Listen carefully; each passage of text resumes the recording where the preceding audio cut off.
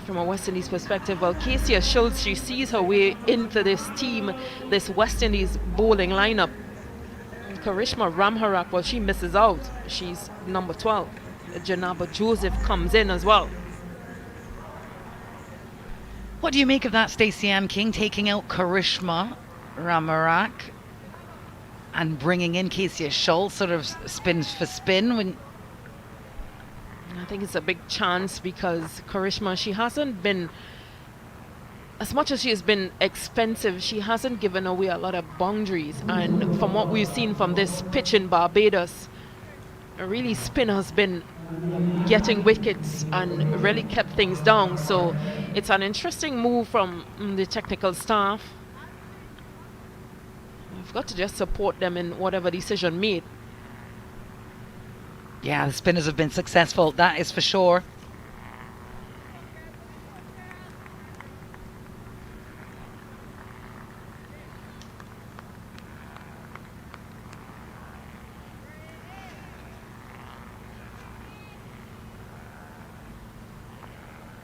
Fletcher, Ramharak and Matthews all bowled in the power play in the previous game. Here's Alia Aline now for the Malcolm Marshall end. Oh, big swing and a miss. I think it's a good time for pace to come into play because Alia Aline, what she'll bring, and just as you see the two English batters having a conversation as to what's happening or what Alia Aline is bowling, it might just be watchful as to what deliveries and her variations. Another good ball from Aline Dunkley. Unable to get to it. He might have landed a bit uncomfortable, but again, Aline just getting that away swing from right-handed Dunkley. You just keep asking those questions of both batters.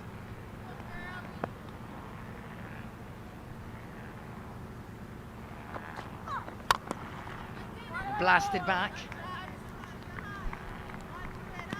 Yeah, Aline getting a foot to that one.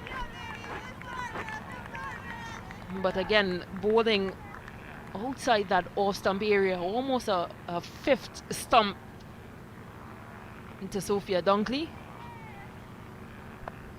Hasn't conceded a run yet. Good luck. Oh, it's Nick. Oh, and a missed chance. An opportunity there. The wicket keeper just over the head. Boy, will that go down as a missed chance, Stacey Ann King? Yeah, it does go down as a missed chance. Now, Aline Dunkley just slashing at that wide delivery from Alia Aline. And a change in wicket keepers as well for West Indies women. Rashida Williams, she's behind the stumps. Yeah, so Sophia Dunkley, she gets a chance. Yeah, I didn't recognise Rashida at first. That's right. Many players on this West Indies team can wicket keep. We've got Rashida Williams. Jermaine Campbell, of course, Kaisia Knight, and the youngster who's just come onto the team, Trishan Holder, also a batter wicketkeeper. So that skill set aplenty in the West Indian women's setup. Yeah, 4 wicket-keeping options.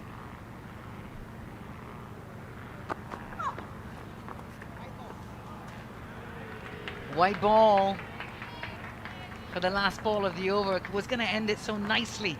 Alia Aline, she won't want to concede any of those. You just think that Sophia Dunkley, that opportunity given 2 balls ago. Yeah, she scored 44 in the previous game, so it's really well bowled over from Alia Aline. Good start here from the Windies after 2 England, 7 without loss. I like the way Alia Aline has really constructed that over, really got the ball to go away from Sophia Dunkley, the right-handed batter. opportunity went a begging and put down by wicketkeeper Rashida Williams.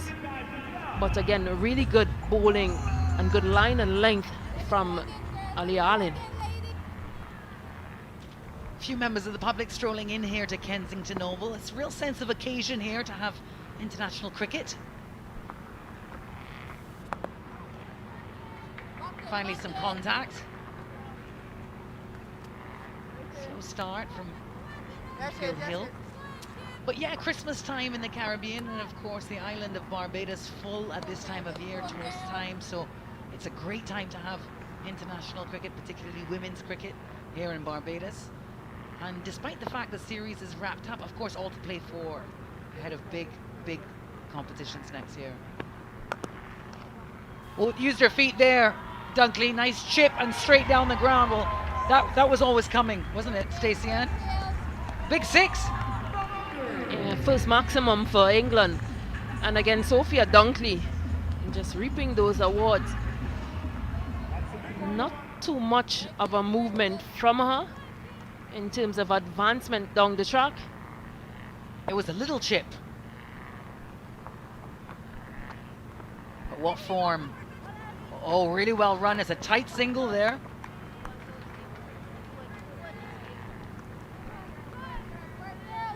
Yeah, good throw by Casey Schultz, who's in that short, fine position. Well, she comes in tonight for her first T20 match.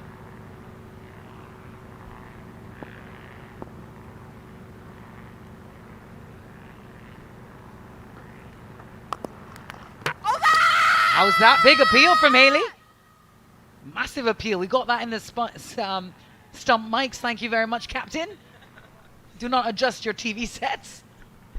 Yeah, really good appeal from Haley Matthews, and again, good work from her as well in the field. Being able to drag that one onto the stumps. Might have been closer.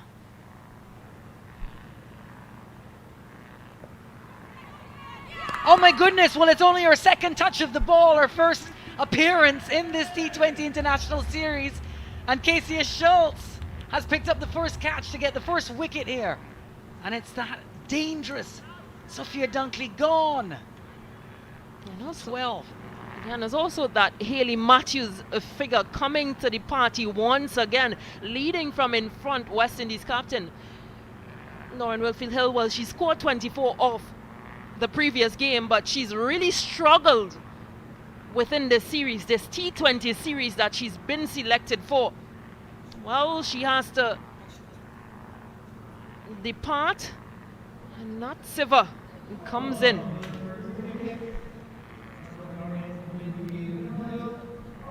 My deepest apologies. It was Winfield Hill who lost her wicket there. So excited about Casey Schultz. A moment before, Stacey Ann King had mentioned that in fact she had not played for the series and she had a good throw, first touch of the ball. Well, that was her second touch of the ball. Got real of Lauren Winfield Hill. Nat Siva is the new batter.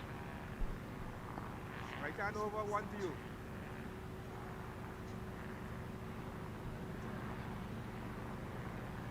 One more ball of this over, which Siva will face.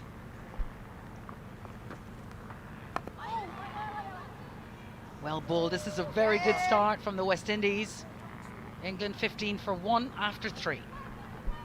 Yeah, and a really good start for Haley Matthews, but it will be trying times and a question mark on that Lauren Wilfield-Hill position, because she's now in this second, well, her second T20, been up to that position of opening, and in that previous game she would have scored in just 24 of 28. So an opportunity now, because again given that opportunity to show what she's made of, Lauren Wilfield-Hill, Amy Jones being that #1 wicket keeper. Oh, that's a beautiful strike down the ground. Now that for sure is Sophia Dunkley. Yeah, well, we know how Dunkley does. What Dunkley does is she scores early within this power play over in terms of boundaries. her timing is quite very good when it comes to just finding those gaps. Yeah, you're really right, Stacey, about the question marks over the form of Lauren Winfield-Hill. Of course, when she came in to wicket keep, not as strong as Amy Jones by a mile, by a long way, so she won't feel good about her performance so far in the region, and there will be question marks because, as we know, this English team full of potential and people who are putting their hand up to play. Yeah, so it'd be disappointed for her. And this is Sophia Dunkley again with that strike down the pitch, just knows where those gaps are. Sophia Dunkley.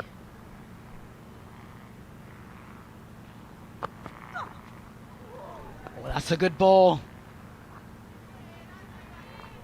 She's looked good this evening, Aline. Yeah, agreed fully. Once she can get Nat Siva to not read that delivery, it's impressive from Aliyah Allen. She'll hope for a few more of those because we know that Nat Siva, she's really been the glue of this England innings and this England team. She's a world beater, Nat Siva. Yeah, took some time off from that English summer against India. Yeah, and has returned in blistering form. She has had several good knocks and looks really relaxed and at ease. If ever there was an advertisement for taking a break, looking after yourself first, she is it.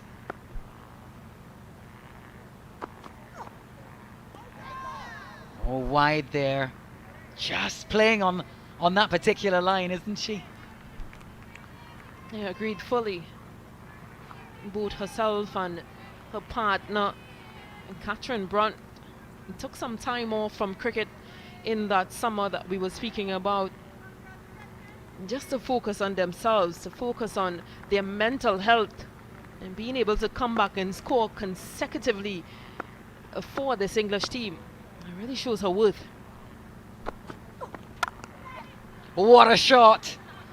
And like she heard Stacey Ann King up here in the commentary box, cut away over the point boundary for 4. Yeah, well, she'll know that she missed out. Nat Siva only scored 13 of 10 in that last match. So trying to make amends here, Nat Siva. Given width from Aliyah Allen. Yeah, and just latches on to that. The DJ liked it, I'll tell you that. Feeling of festivity this evening here around the ground. Big weekend of sport. Well, that was a good recovery from Aline. 4 overs are over, 25 for 1.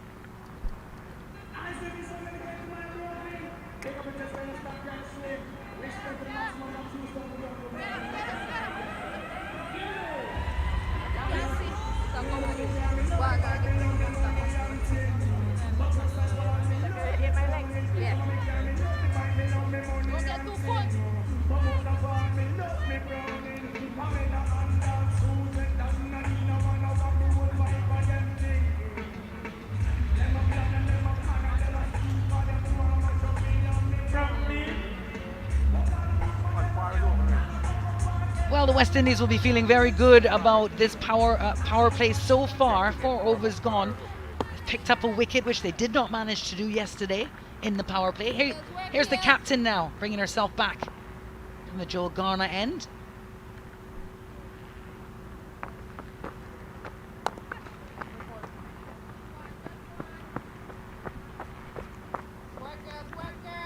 Just a single, and West Indies, they won't mind just that single because, again, their spinners, they've been really productive. I think if you look back at those last 2 games, the pacers have really been expensive. Good stop. We'll remember as well, those of you who watched the T20 International last night where England secured the series.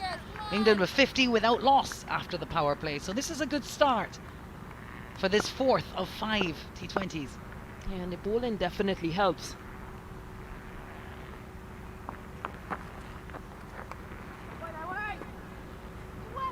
also good fielding as well from that deep or that short point fielder, Shemaine Campbell, who has now switched from point, because we've seen her previously in that point region. She's now on a deep square or a short square position. Well, we know who used to field in that point position for the West Indies. I think there's a number of players you can think about. Deandra Dutton. That's who I'm referring to. Shakira Selman. Deandra from St Andrew. She's from the parish of St Andrew in Barbados. I might just hesitate to say that I was feeling there at one point. Is that right? Well, look at this one. Oh, just bisected the fielders. They'll be really pleased with this boundary off the bat of Nat Siva. It just beats the fielders, Shemaine Campbell and Kesia Schultz, in that square position. Nat Siva and picks up her first boundary.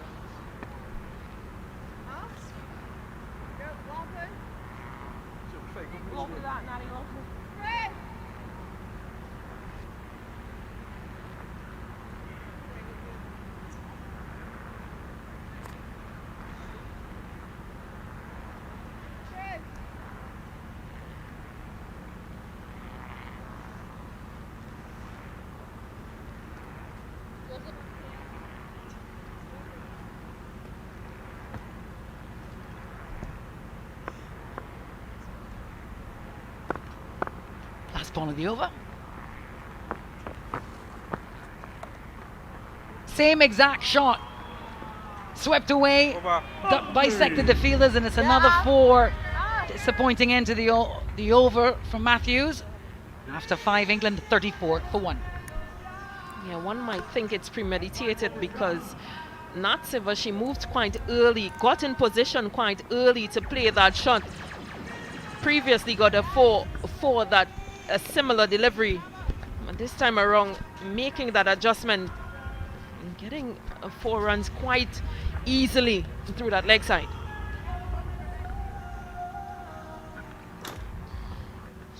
Another good 5-over spell, Stacey, for the English women. Batting first yet again in this series.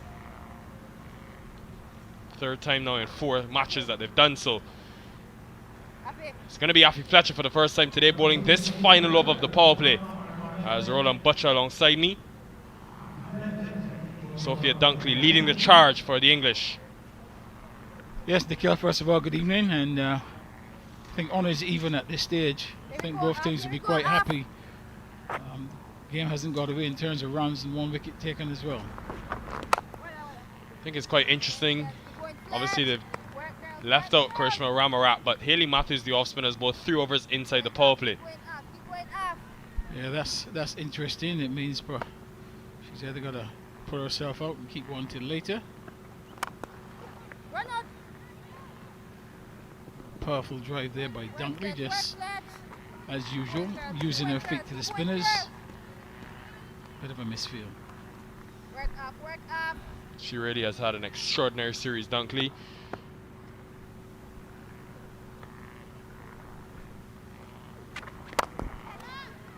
Just short of Fraser. Does well though, because they can be tedious at times and go to the boundary mid-on in the circle, but just on Dunkley, Roland, clearly they've wanted to stick with her and allow her to build and get into that rhythm going into that T20 World Cup. Yeah, I mean, she's forced her way certainly up the order in the side, and she's done exceptionally well. That's a shot of the day. Straight back down the ground, and both mid-on and mid-off up, so easy pickings for Dunkley. You say easy, but I think that's a very difficult shot to play against the leg spinner. Just stepping out to drive and driving it on the onside of the pitch, all along the ground, and bringing up another boundary. So yeah, she's a very positive player. You can see obviously she's enjoying her game at the moment in time, and when you're doing well, you should enjoy your game.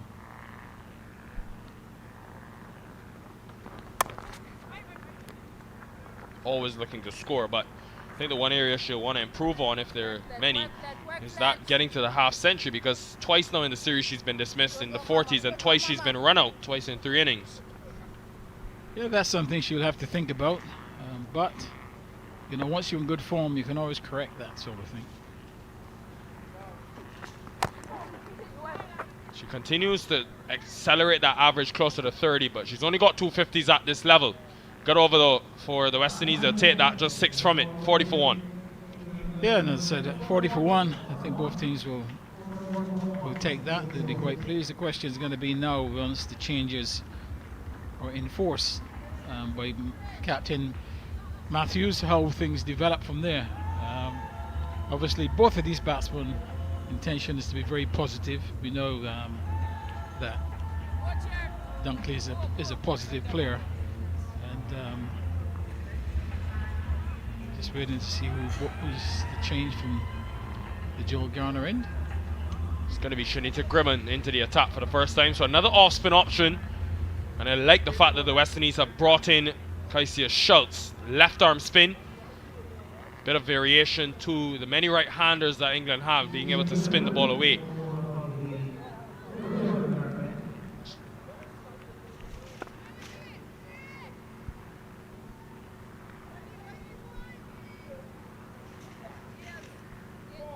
So now 4 allowed outside the circle.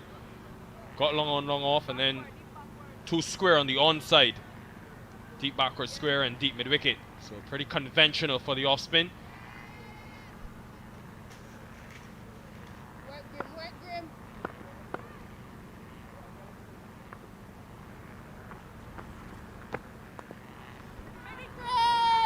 They look for 2. And they'll come back. Nat Silva's quick, putting pressure on the fielders. And Roland, you look at the 3 power plays that England have had batting first. 39 for 1, 51 for 1, and now 40 for 1. Clearly, there's been that intent to ensure that they have wickets in hand after this phase. Of course, the emphasis is to get off to as quick a start as possible, keep wickets in hand, don't lose too many in the power play. It goes high. There is a long on in place though, and she completes the catch. Big wicket of Nat Silva going down, and an important strike for Grimman in her first over. Yeah, well taken, coming off the long on boundary there, and Shiver's really giving her wicket away, being overly aggressive. Sometimes if you're batting with someone who is in good form and they're an aggressive player, you don't necessarily have to take the same sort of chances. This time she's cleared her front leg, trying to go over the top, disguise it up to long on. Comfortable catch taken under the lights here at Kensington. She goes to 15. 47 for 2. So the West Indies, as they've shown in the last couple of games, especially here at the Kensington Oval, employing a bit of fight through their spin. As a promotion now for Amy Jones, the wicketkeeper, batting at number 4 ahead of captain Heather Knight. So hasn't really had many opportunities with the bat in hand, couple in the one international series, and she got a few scores. So she'll be looking now to use the majority of these 14 overs and some remaining. But spin has been dominant in this series, the 22nd wicket of spin being taken. Yeah, with the series loss, really, it makes sense giving other people the opportunity to get some much needed practice in, and that's the reason why there's been promotion here. But yeah, spin obviously in most cricket in the Caribbean, not just in female cricket, spin in the Caribbean does take the majority of wickets. Got a slip in place now for the new batter Jones, and just to clarify that stat, it's now 23 wickets of spin out of 30 here at the Kensington Oval particularly, so in those last 3 matches. Off the mark straight away Jones, and goes through her. So good start for Amy Jones. Eileen will be disappointed though, because she's one of the more athletic fielders in this West Indies team. Yeah, she made a good effort actually. The ball was struck quite powerfully and the way to her left. So it was always going to be a difficult one. Obviously the right side is the strong side for her, but it just rolled into the boundary. Just having a look at the replay here, you'd find that the ball's going away from her. So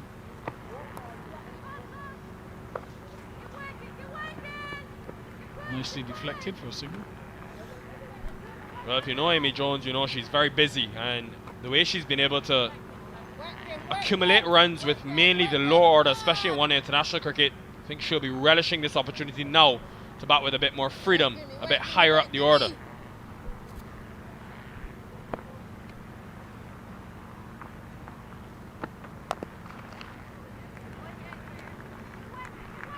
Average just over 21, but a strike rate of 120, so more than capable of scoring at a quick rate. Amy Jones, and that was the misfield from Ali.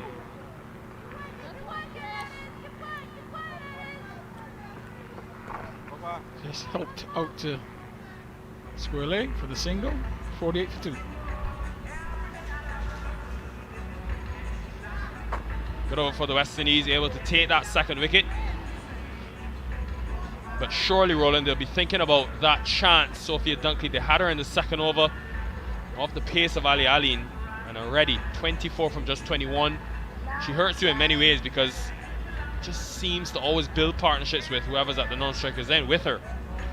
Well, she makes it easy for the other batsmen coming in because they know runs are not going to be drying up from her end. So the new batsman really has, has got time to take her time and just get into the game.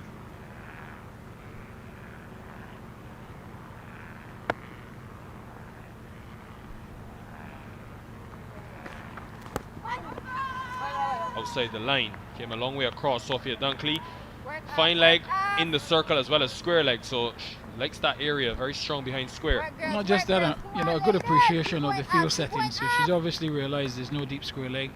There's cover out on the deep cover boundary, so there's only a single there. So the option is to, and she tried it again struck on the pad outside the line. But it's not a good ploy, it's not a bad ploy because there's acres of space in that area. You hit through the offside, unless your placement is good, there's the single, but the sweep shot is very much an option. And many will look at Sophia Dunkley. I know we're spending time on her, but just I think the way she's conducted herself in this series deserves it. And they'll say, well, she's played 37 T20 internationals, but this is only her 9th time at the top of the order. And that's averaging 34 with a strike rate of 135. So something has changed in that approach, now being inserted at the top. Work off, work off.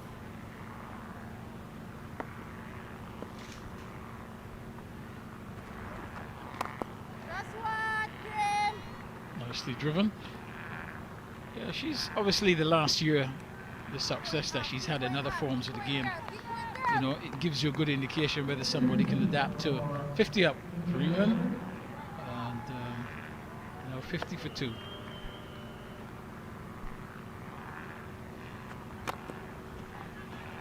Struggling a bit here against Afi Fletcher. Test average of over 50, Roland. Joy to watch in that red ball format. Yeah, she's taken to the game very, very well. Obviously, must have been quite difficult coming into the side. She was batting down the order. They'll push for 2, but Jones has slowed the blocks. But a misfield by Fraser allows them to come back for the second. End of the over. A good one again for the West Indies. Just 4 conceded, 52 for 2. Yeah, good over there by Fletcher. Just conceding just a few runs. It's 52 for 2 off 8. So things going quite nicely for West Indies at the moment. What they need to do is try to be able to slow down the scoring of Dunkley because she's going to go after them. But going back to the last year, she was coming into the late middle order. She was getting regular scores, not big scores, and just really needed the opportunity to get further up the order. She got that opportunity and took it, and then obviously capped it with that 100 in the Test match. And really, since then, she's never looked back. Grimman. Just on a more personal note, Roland, I saw something on the England cricket social media handles, a picture with you and Sophia Dunkley. Dunkley, the first black woman to play Test cricket for England, and you being the first black man to do it. That must mean the world to you.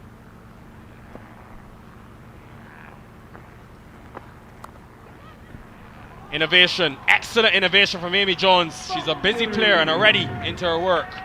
Yeah, the switch hit. That wasn't a reverse sweep, it literally was a switch hit. She hit it with tremendous power and she got good placement as well. So boundary, she moves very quickly into double figures.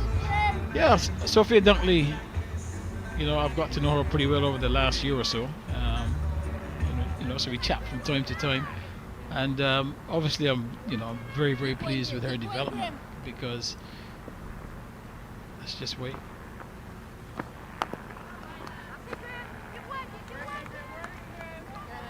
You know, she obviously had to work extremely hard to get into an England side that has been a strong side for quite a while.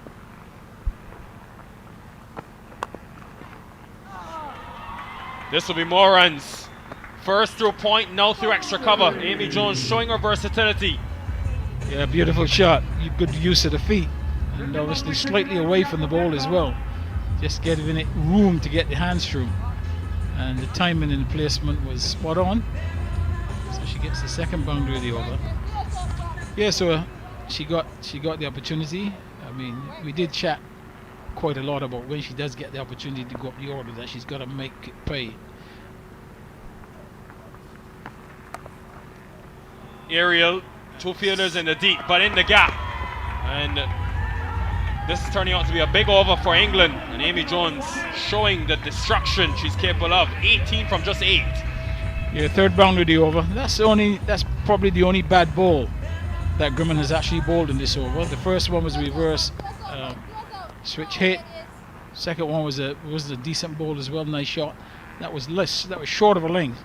So that's really the only bad ball that she's bowled so far, and she's gone and well bowled that last delivery. Over. End of 9 overs. A big one for England. 3 boundaries coming in it, 12 from it. 64 for 2. Yeah, so what was important was that if you get the opportunity in the England setup to go up the order, you have got to make it pay, because there are so many other people available to do that.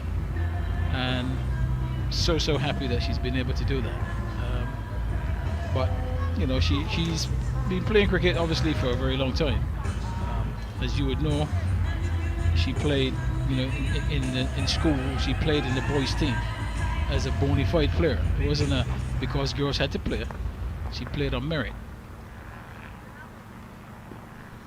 Will be the first look at Casey Schultz in T20 international cricket, receiving her cap earlier today. So, big opportunity.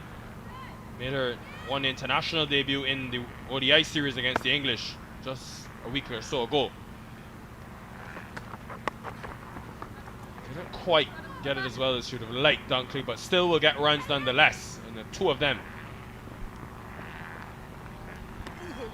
Yeah, deliberately played. She was looking to just scoop it over the keeper's head. Did it successfully. It went quite high in the air.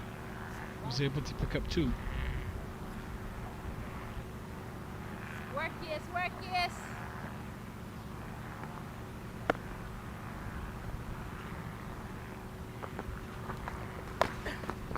She's having to just wait on it, Dunkley, but I think she's got enough on it. And all of a sudden, in the last couple of overs, the boundaries have begun to flow for the English, continuing that momentum now in this 10th over.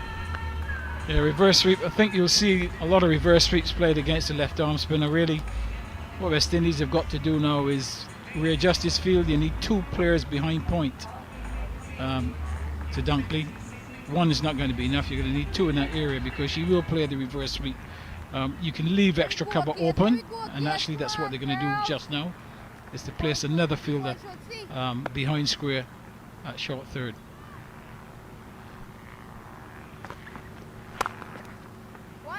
This time should just be 1, but she does have some experience playing it in the T20 format. Played in that A series against Pakistan middle of last year. Casey Schultz. Work, yes, girls. Work, Shooty.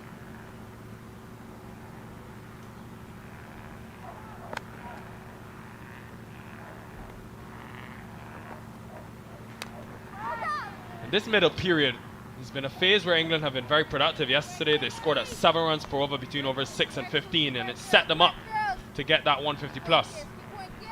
Yeah, this could well be another 150 plus as well at the halfway stage. Just one, just one.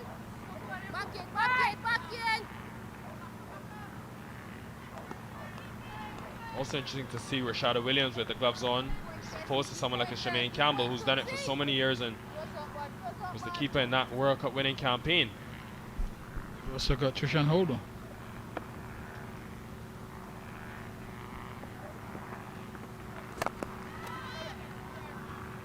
Doesn't time it well enough, so it doesn't carry to Fraser. But a good over for England, and really the charge is on. Some 9 runs from the over, 73 for 2. Yes, and they'll take a drink now. And 73 for 2. I think England would feel that they have had the better of these early exchanges. And for West Indies, really, they need to stem the flow somehow.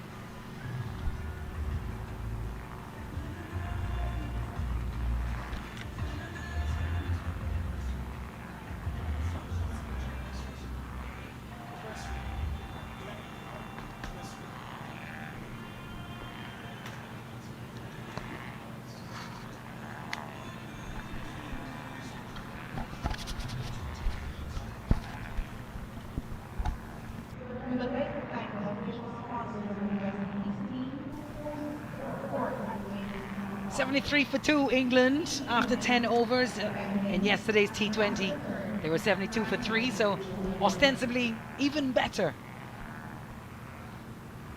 England start to this 4th T20 International in Bridgetown, Barbados. Sophia Dunkley, just doing Dunkley things, has been so consistent for England for this whole series. We heard them discussing early that she's really thrived at the top of that order, and they've been rotating players around her to see who sticks. Stacey Ann King. Yeah, usually we saw Danny Wyatt and Sophia Dunkley opening the batting. And this time around, Lauren Winfield Hill. Dunkley, she scored, well, she's gotten into the 40s on 2 occasions, but just not able to carry that on to score a 50. I know she'll be disappointed, but tonight she's on 35 from 30. So again, another opportunity to get to that milestone, but Yeah, and she's accompanied out there by Amy Jones, who's been playing a very helpful 19 off 11. Those are the bowlers there. Hayley Matthews with the best economy, picking up a wicket, and Shanita Grimman getting the other wicket, but a bit expensive. It is a big side here from England with the players. John Lewis, the head coach. Stacey Ann, did you know that their batting coach is also a man called John Lewis, spelt the exact same way? no, I wasn't aware of that. Enlighten me. And they've got Gareth Breeze, who's the spin coach, Michael Bates, the fielding wicket-keeping coach, Ian Durant, their S&C trainer, Matt Mason, the fast bowling coach. So when we talk about a team like England, we see the access that they have to the resource of this game.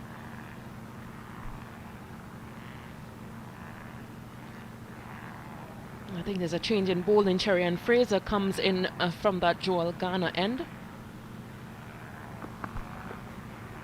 It's a big swing from Dunkley and a miss.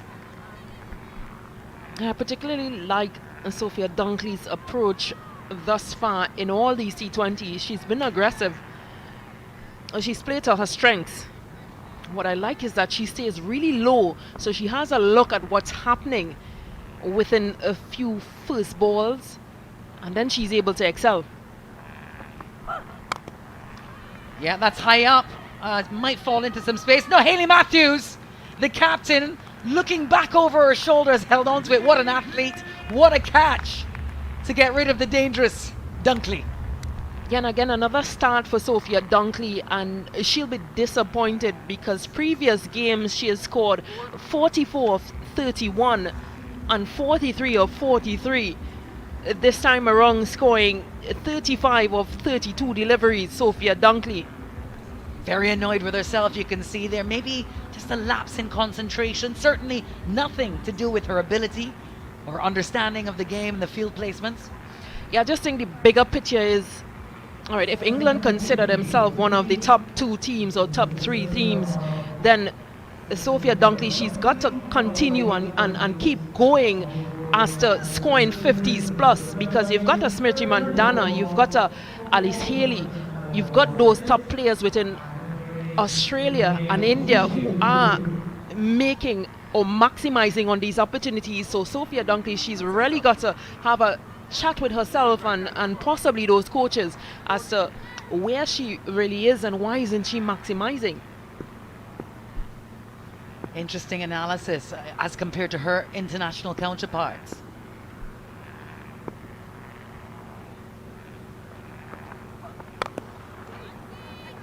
Sherry Ann Fraser, not to be confused with the Jamaican sprinter Sherry Ann Fraser Price, will be pleased to pick up a wicket. She was rather expensive in the last game.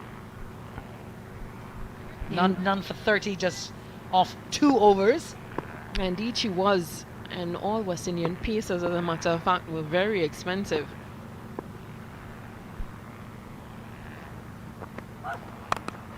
Well, that was struck down the ground. That didn't get on it. It's Maya Bouchier.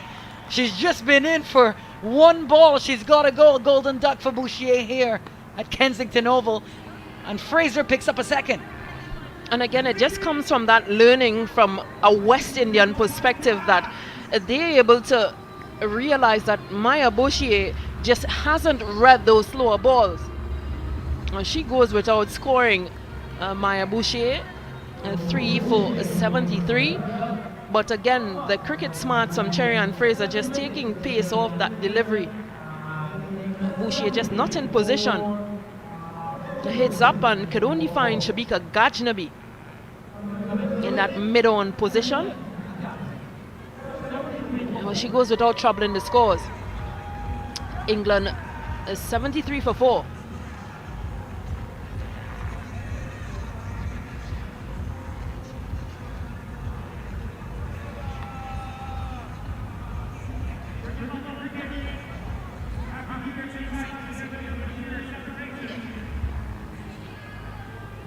Amy Bouchier and Sophia Dunkley gone in the same over. This Cherry Ann Fraser 11th, proving to be good for the West Indies, pegging them back a bit after they got some momentum, England.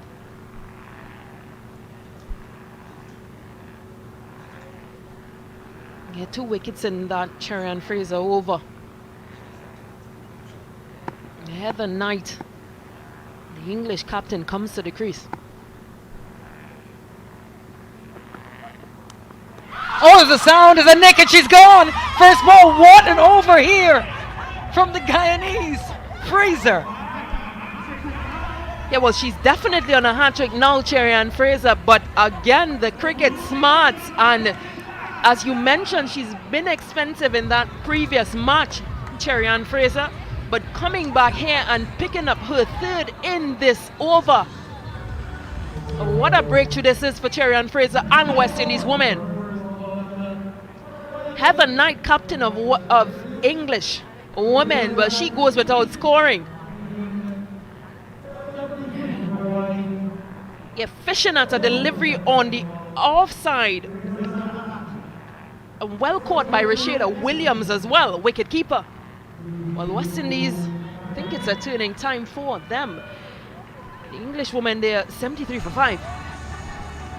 Unbelievable scenes here at Kensington Oval. Well, the series is no longer up for grabs, but I'll tell you what, there's a lot that the West Indies women can take out of a win here tonight, should they be able to follow through.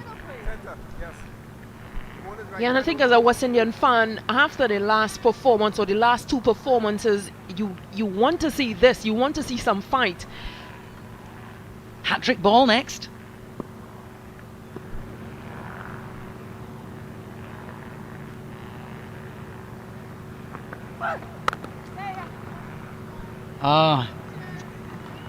Just the 1 run conceded, 3 wickets from the over. Fantastic from Fraser, leaving England reeling after 11, 74 for 5.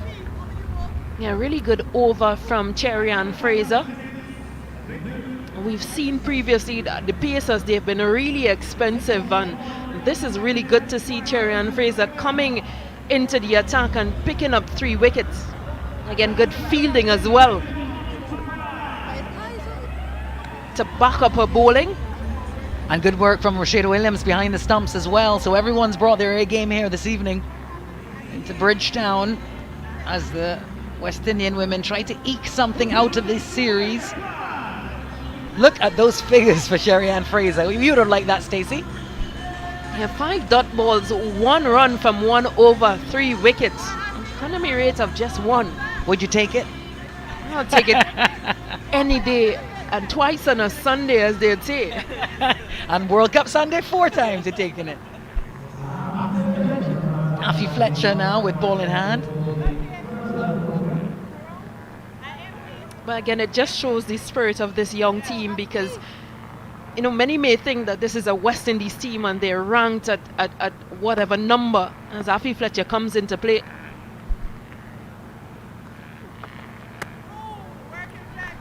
But just to remember that this West Indies team, they have beaten this England team on a number of occasions with the likes of a Deandra Dutton, a Stephanie Taylor and a Hayley Matthews. Anisa Mohammed. Afi Fletcher.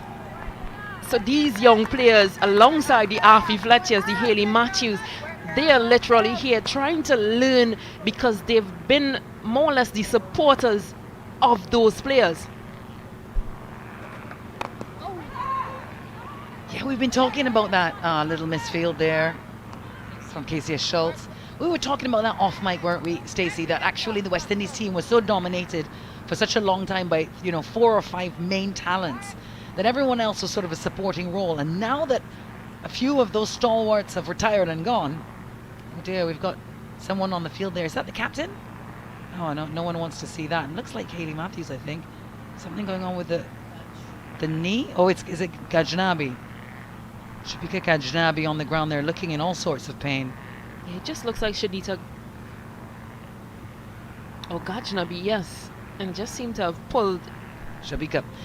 Maybe she got a little cramp. Anyway, she's going to get assistance there. But just to finish the point I was making, now there's an opportunity for those sideliners, 1 or 2 or 3 of them, to have good individual performances. And then look what happens. Got England. Here we have a look at what happened. Yeah, misfield by Kezia Schultz and Shabika Gajnabi. Oh, she just pulled up. She must have pulled a... It might have been a bit of cramp in that right leg. But again, it just shows that the amount of work that this West Indies team has had to put in, because unlike an England who has a very strong bench strength that they can rest players like Amy Jones, Nat Siver, and Amy Jones, Catherine Brunt, to play other players. From a West Indies perspective, they are not that much bench strength because you had an injury in Shakira Salman and Shadi Nation, who forced a change into those young players, those young under-19 players in Trishan Hood and Janaba Joseph, 18 and 19 years of age, to really feature for the first time at international cricket. So it's a learning experience, but again, this West Indies team is really on a rebuilding phase, and to me it's just what the public should take away from this, that we've seen really good talent from Trishan Hood in last night's game. We've seen really good technique from Janaba Joseph, but we really need to support this young team in this rebuilding phase. We're just watching that Gajnabi injury again. Just was running, it looked rather innocuous, but she pulled up and held on to her leg, so hopefully she'll be okay here. But yes, Stacey-Ann King, indeed, this is a moment for rebuilding, and it's a bit of a call to action for the whole region, because opportunity knocks for your girl children, for your friends' friends, to play this wonderful game at the highest level and make a good living traveling the world wearing the maroon colors. And I know the under-19s, well, I actually saw a bit of footage from Marissa Aguilera, manager of that under-19 women's team, who's in Antigua, and those girls, they were really supportive. They had a team dinner last night and they were cheering on Trishan Holder when she got out there to bat, and really expressing their happiness in what she was able to present in that worrying I'd say worrying order for West Indies, because that's an area they've struggled in. Just after that 10 overs, they've struggled to really build partnerships, and Trishan Holder, well, she really came to exception within that period. So again, an opportunity for those under 19 girls who are in Antigua to see themselves and really picture where they can reach, and their families, because we saw Trishan Holder, her family was really in the stands and really supporting that innings of hers. Oh, it was wonderful. 21 off 21 balls in a very difficult situation. She played with a lot of guts and gusto. This is some sad scenes here. To see Gajnabi being taken off the field. Clearly more serious than we initially thought. We wish her a swift recovery, of course. And the game at a really interesting point here. Poised. Sophie Eccleston is the new batter, along with Amy Jones. They've lost a couple of quick wickets, the English. And Affie Fletcher is in the middle of her over, but it was Cherry Ann Fraser who has done the damage with the ball. 3 wickets in her over. The 11th. Hayley Matthews having a lively conversation here with Jacqueline Williams, the umpire. I'm not sure what that's about. I'm probably just mentioning that Kaisia Knight, because we saw her come on field, and she was originally the 13th person for West Indies. So she's on field for Shabika Gajnabi. There we go again, girls. So just probably mentioning to her which player is on. There we go again. As you can hear Rashida Williams in the stumps mic. Let's go again, ladies. Let's keep going. Refocus, because there's a bit of a break in momentum there when West Indies were on top.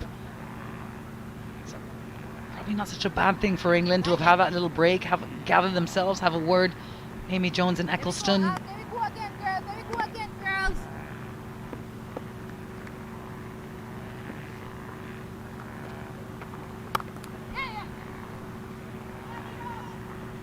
And the rapid running between the wickets, well, it's just been a feature of this English side for the whole series. West Indies did it well last night as well.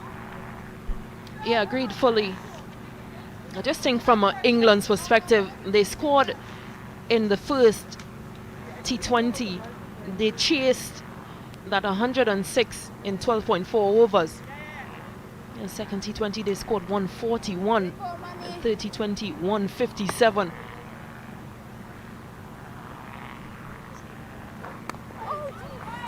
I think from an England perspective, Dave, they need to score a bit more to be competitive with those top 2 teams in the world, if you ask me. Australia, they're scoring 188. India, that series that is presently going on, they're scoring over that 170 mark. So for England, it's a bit of a concern as well.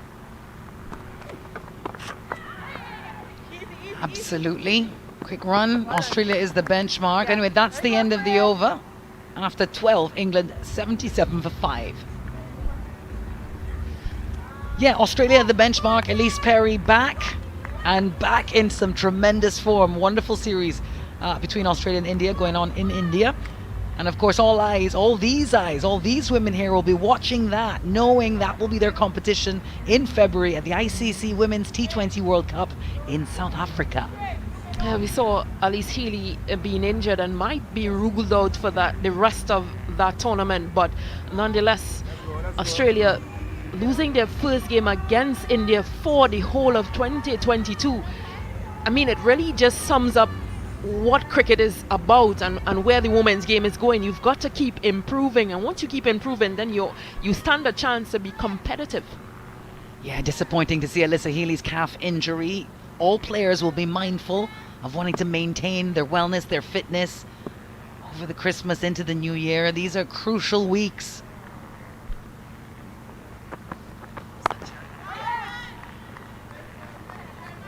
Cherry Ann Fraser just into her second over, but her first over could be match defining. That remains to be seen. Yeah, she's been impressive, and again, making her way into this West Indies bowling lineup and this opening bowling lineup more or less since in the ODIs, because Shamila Connell was out due to injury.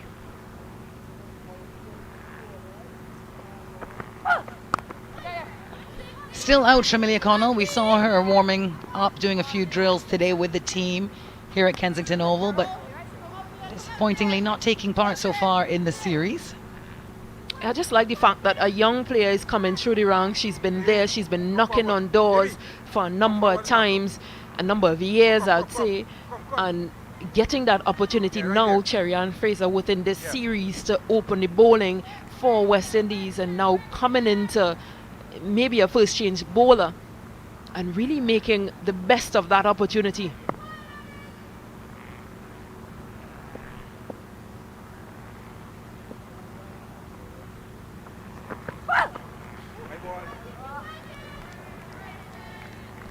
Wants to keep it tight here, Fraser. England scoring slowed down dramatically to a drip compared to where they were at the beginning of this middle overs period. And just to add on Cherry-Ann Fraser, just 23 years of age, playing in her 8th T20 international.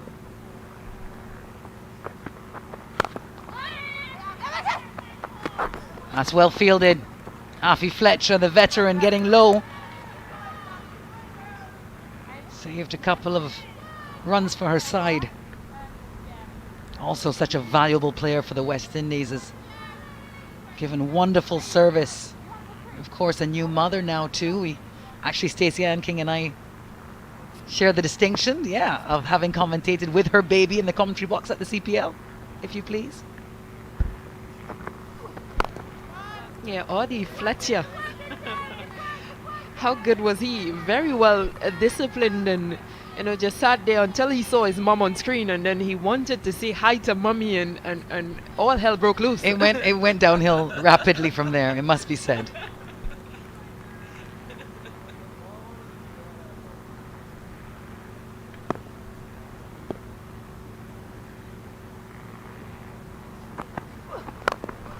Sophie Eccleston, useful for England with the bat as well. Good lower order bat for her side.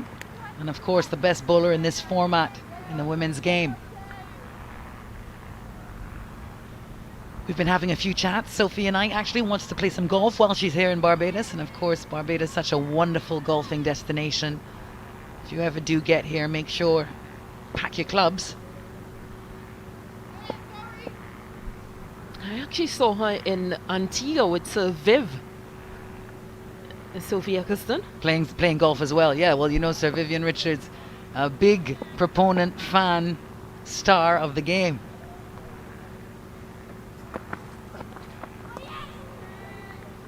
It's another good over. After 15, England 81 for 5.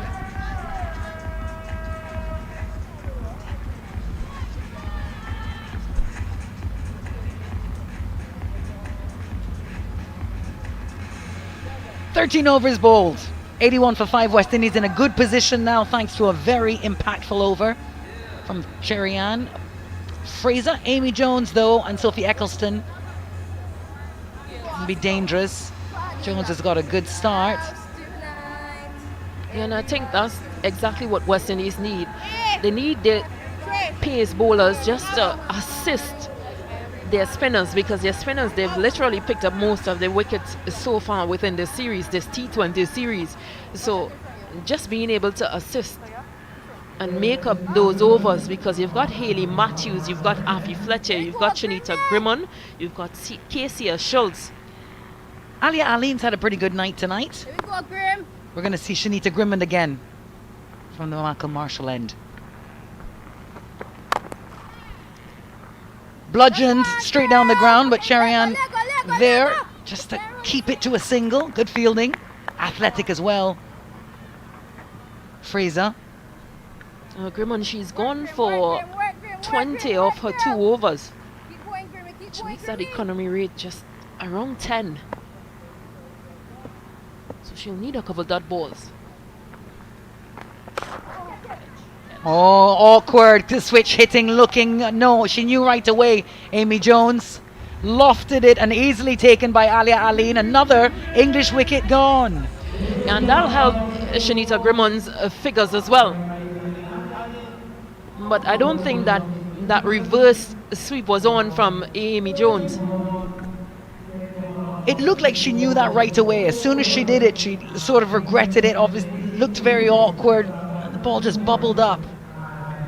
Again, had a good start, Amy Jones. Just not getting that connection. Amy Jones, well, she goes for 21 or 14. A strike rate of 150. Well taken catch by Aliyah Allen. England, they lose their 6th wicket for 82 in the 13th or 14th over.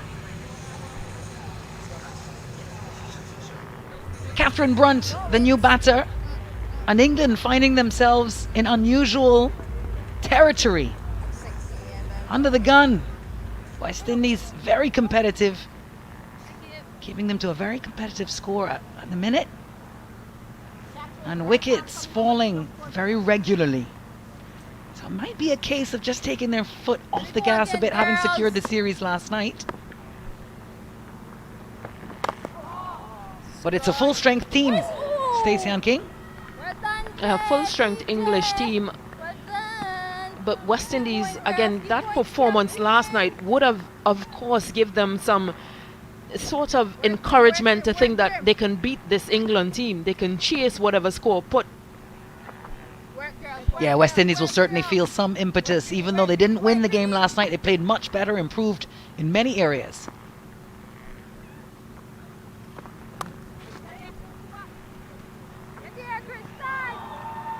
Looked a bit off the top edge, but should be stopped. Not sure there. You'd have to tell me my eyesight can't reach, but looks like she stopped it. Yeah, Karishma Ramhara giving chase. Yeah, seems to have cut it off just in time. Work, girls, keep working, ladies. Work, Grim, come on, girls. Karishma Ramarak will be on the field because there have been a few injuries. We lost Shabika Gajnabi.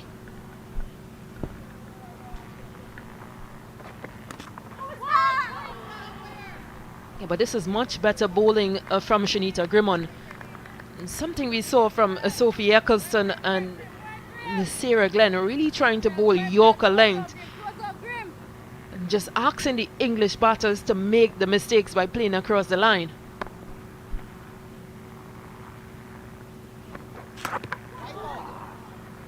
Oh, wide. As signalled by Jacqueline Williams, Jamaican umpire. It takes those extras up to 6. Oh, could this be a third one for her? Indeed it is. Shanita Grimmond, 3 wickets now in her 3 overs. And England, after 14, have fallen to 85 for 7. Yeah, good delivery from Shanita Grimmon, and you can just see what it means to her and the team. Kaisia Knight, and just enjoying that celebration with Grimmon. Yeah, she'll be thrilled, Shanita Grimmond, because it was the 9th over that she bowled where England started to get away a bit, followed by the Kasia Schultz over. But here she is in the 14th, really bringing it back for her side. Yeah, Eccleston trying to turn that one into the onside. Didn't quite get that. Shanita Grimmond taking a good catch, a return catch, and keeping West Indies in this match. 14 overs bowled. England 85 for 7. As Charlie Dean makes her way out. Just 5 for Sophie Eccleston off 13 balls. A lot happened while she was out there, but she wasn't involved in much of that action. Charlie Dean is the new batter who will be joining Catherine Brunt.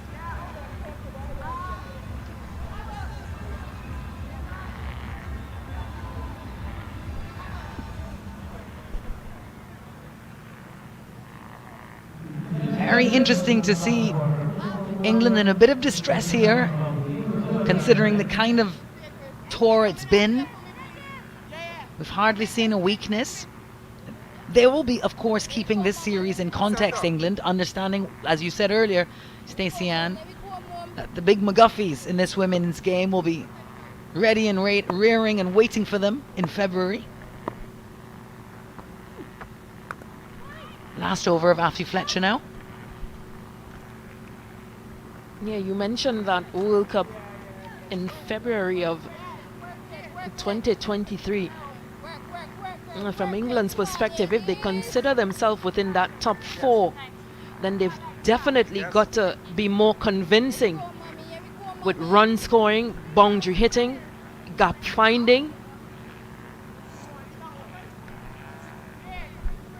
And just from my perspective, they'll think that this is an under par West Indies team, and to me, this West Indies team, they've got them right where they need them.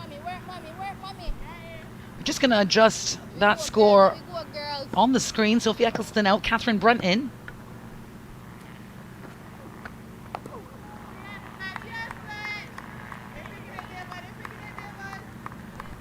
Charlie Dean, the new batter. So into the bowlers now.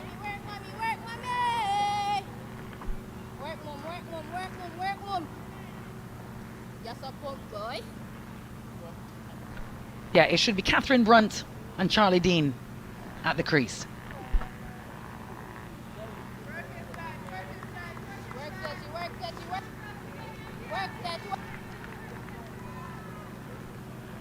Afi Fletcher as economical as ever. Just the 14 runs off her overs so far.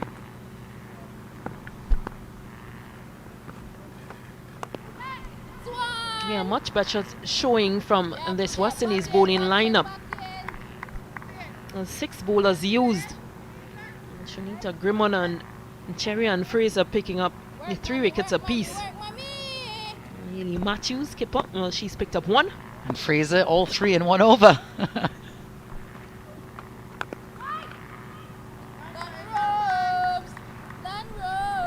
We're seeing there the might of Catherine Brunt being rested entirely from the one-day international format at the minute, focusing exclusively on T20s.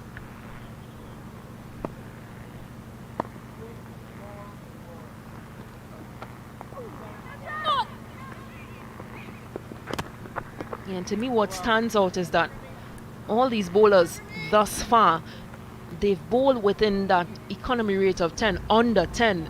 So that's a plus for West Indies. All right, after 15, England 89 for 7.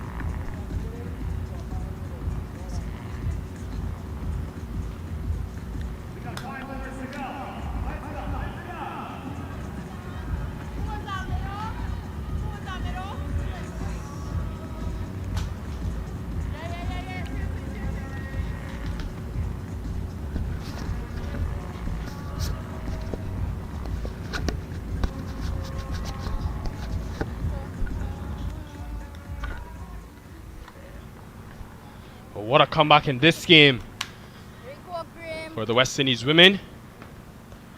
Mainly because of Sherry-Ann Fraser, who's been brilliant. 3 wickets in 1 over. Grimmon continuing.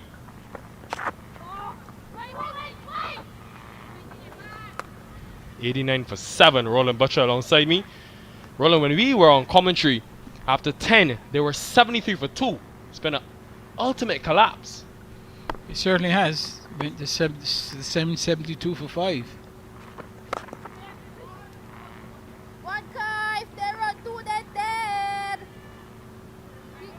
So good comeback really by West Indies at that halfway point. Looked as if things were going to be difficult for them again, but since then they've really turned it around. Mentioned it as well that this is a phase where the English dominated the middle period, but between overs 10 and 15, that 5 over stint, just 16 runs scored and 5 wickets lost. Came a long way across, but probably enough to be outside the line.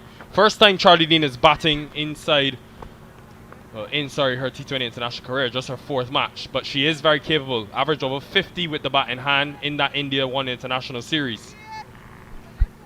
She's got a lot of batting to do right now. Running out of options in terms of wickets in hand. Readjustment in the field.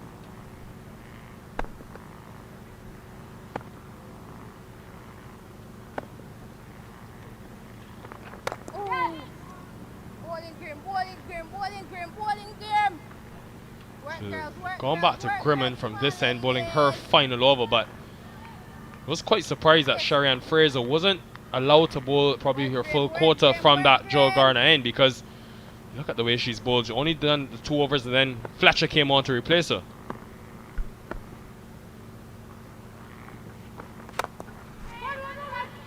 Hasn't got it as well as she would have liked, but Brunt gets it over the infield, will come out for 2. Yeah, aiming to hit that ball over extra cover. Just got onto it somewhat, but enough to get it over the infield. Picked up 2 in the process.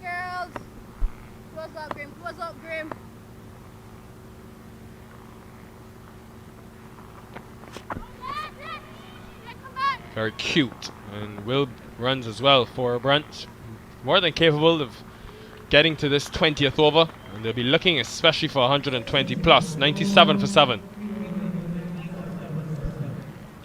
Yes, and just 4 overs remaining. If West Indies can certainly keep that under 8 and over, then they would have done well.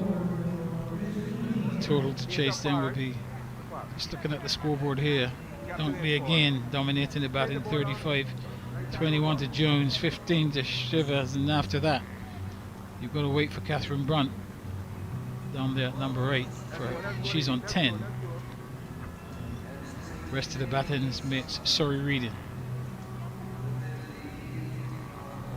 It will be Sherianne Fraser back into the attack for her 3rd over. What a day she's having. 2 overs, 3 wickets for just 5 runs. She'll want to add to that, and the West Indies will look to dismiss this England team before they get to that 20th over.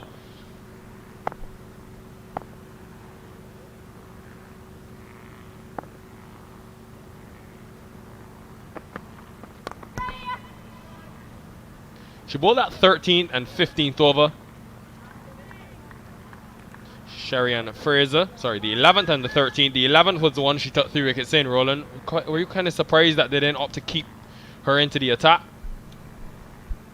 Well, obviously they've decided in terms of keeping her for a little bit later. She got this, maybe that was a pre-plan before she got the success, but wanted to get the other bowlers in as well. I mean, this is as good a time as any for her to bowl, really.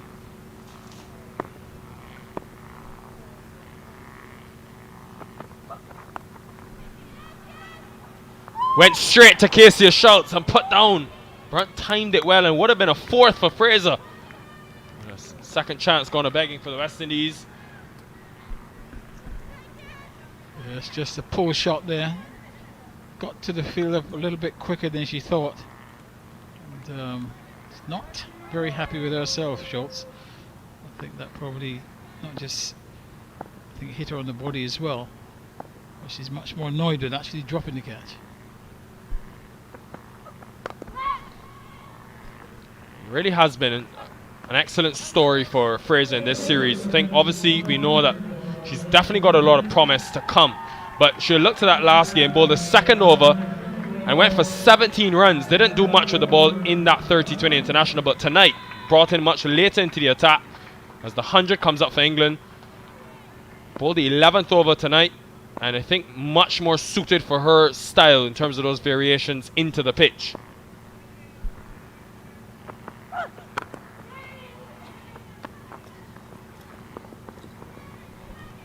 Good positive running, and I'm just really wondering how often Schultz would have played perhaps on the lights. May look easy, these catches may look easy, but for persons who don't play on the lights it looks easy, but it takes a while to get used playing on the lights. It's particularly taking the catches, high catches.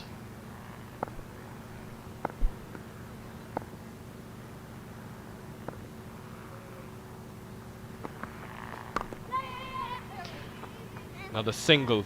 Fraser's been around for a while. Made her T20 international debut in 2020.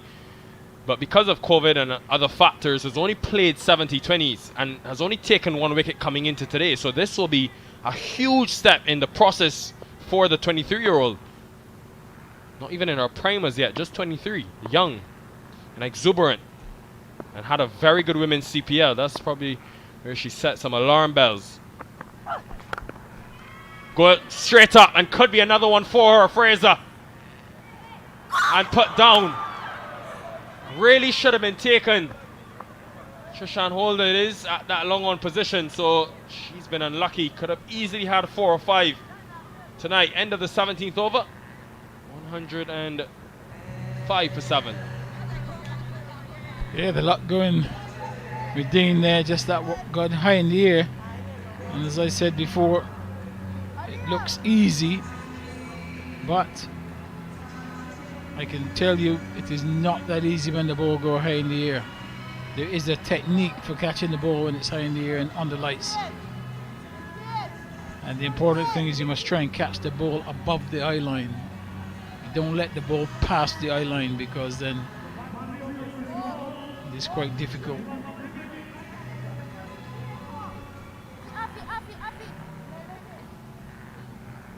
Feel for Sherry-Ann Fraser there, because could have really added to her tally. It's been a dream night for her. The West Indies need to finish the job though. Still 18 legal deliveries remaining.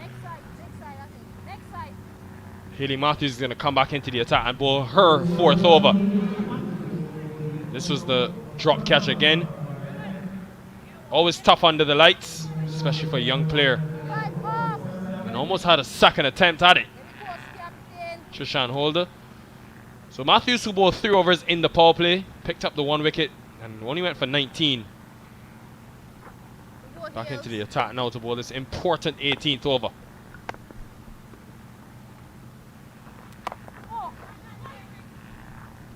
Bit of resistance being shown by this partnership, and that's something the English have, that added depth in terms of their batting, even on a day where they lose 5 wickets for just 17 runs, still able to fight their way to something competitive.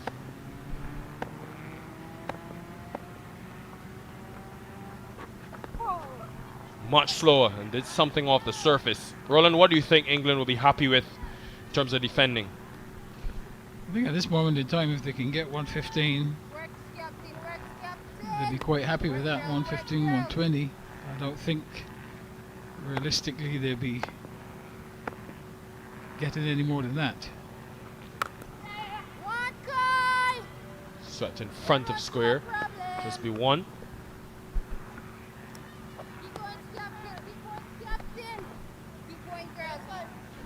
It's been great to hear Rashada Williams as well through our effects mic, continuously encouraging. Just 25 years old. Again, one of the younger members of the team, but the fight she's shown with the bat and now with the gloves, very impressive. Very slow from Hayley Matthews. And more importantly, just the single.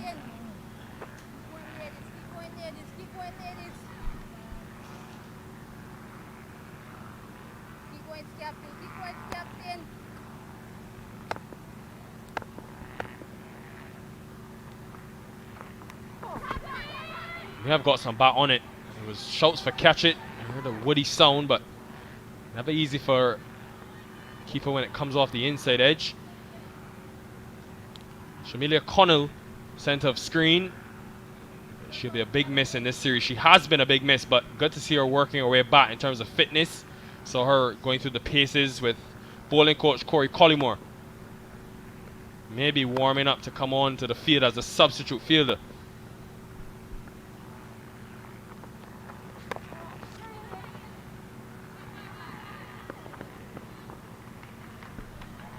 An excellent over from Hayley Matthews in the scheme of things.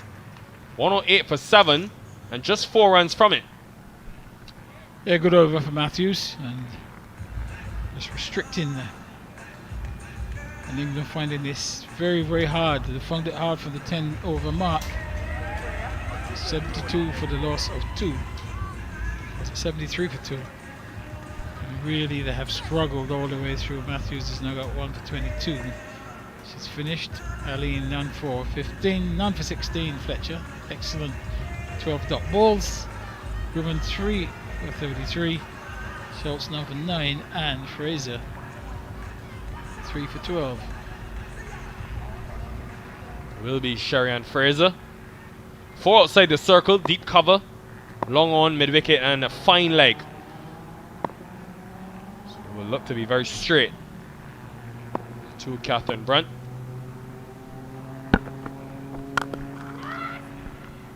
Down the trap, but just be one. And this is a phase where the West Indies have done well at actually in this series.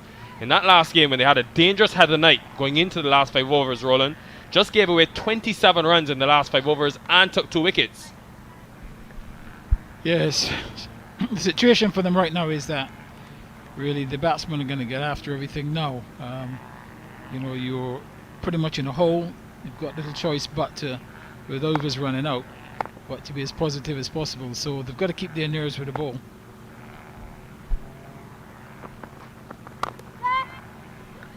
Really good adjustment there from Charlie Dean, because she shaped up to hit it into the onside, but Fraser pushed it wider, still was able to score.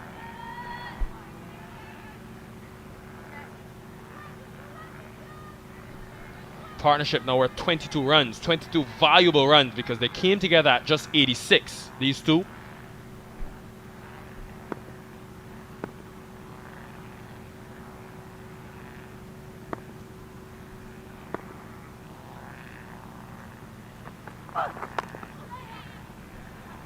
Wide a fine leg, and will be a boundary. Catherine Brunt playing a gem of an innings for England. Yeah, full toss, going for the Yorker obviously. Brunt did well to get it around and get it that square actually, and turned out to be a low full toss. And she was still able to get it away, so it wasn't a bad delivery from the bowler. I think, you know, a low full toss at the end of the innings is quite a good ball to bowl. He somehow managed to get hold of it.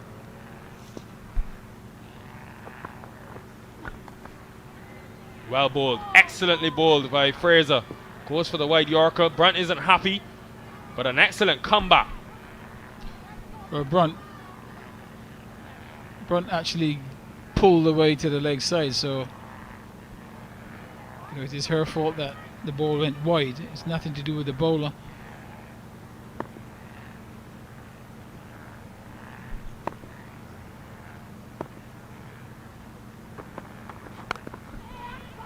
Goes high, hasn't gone long enough, but Aline can't get to it, so come back for 2. And all of a sudden England look much more likely of getting that 120 plus total, which was mountain to climb at one stage. Yeah, valuable runs these, right at the death. Also another over to go after this, so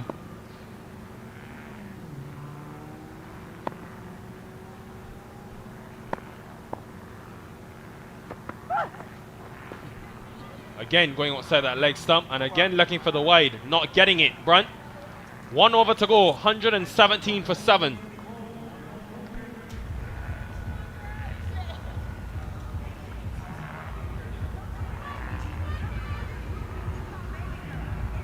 Heather will be getting her team ready for that bowling inning, because they're going to have to come hard, England. They're playing their strongest bowling unit, I think, today, with the additions of Brunt and Bell back into the lineup. They've got a good quota of spin as well. Sophie Eccleston, Sarah Glenn mainly.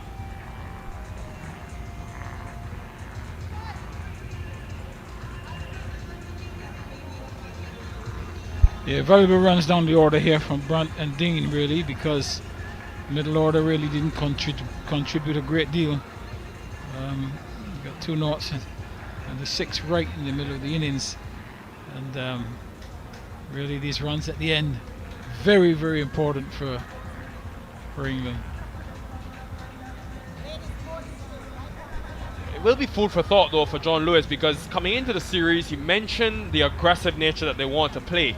I heard Stacey Ann King mentioning it on commentary in terms of when they come up against the bigger lineups, the Australias, the Indias in that T20 World Cup in 2 months time, can this hold up? Same question with baseball in the test circuit. When you come against those formidable bowling units, Roland, can you play this brand of cricket and survive? Well, that's a very good question. I think they're prepared to play that brand of cricket on the basis that they will lose some, but obviously they're looking to win more than they lose. So, you know, it's not a bad strategy once you keep going.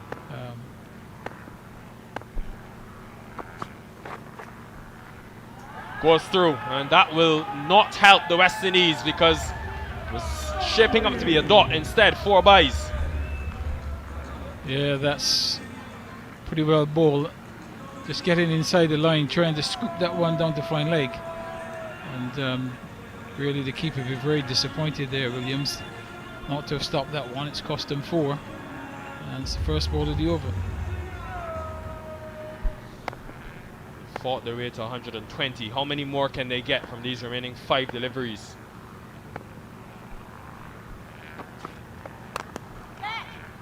And this one passed mid-on. More runs on offer for Charlie Dean. Yeah, that one hit with a lot of power. I don't really think mid-on could have done anything about that. It was hit far too strong into her left, and before she could really get into the dive, the ball was on its way to the boundary. So back-to-back boundaries, albeit one being off the bat, the other one byes.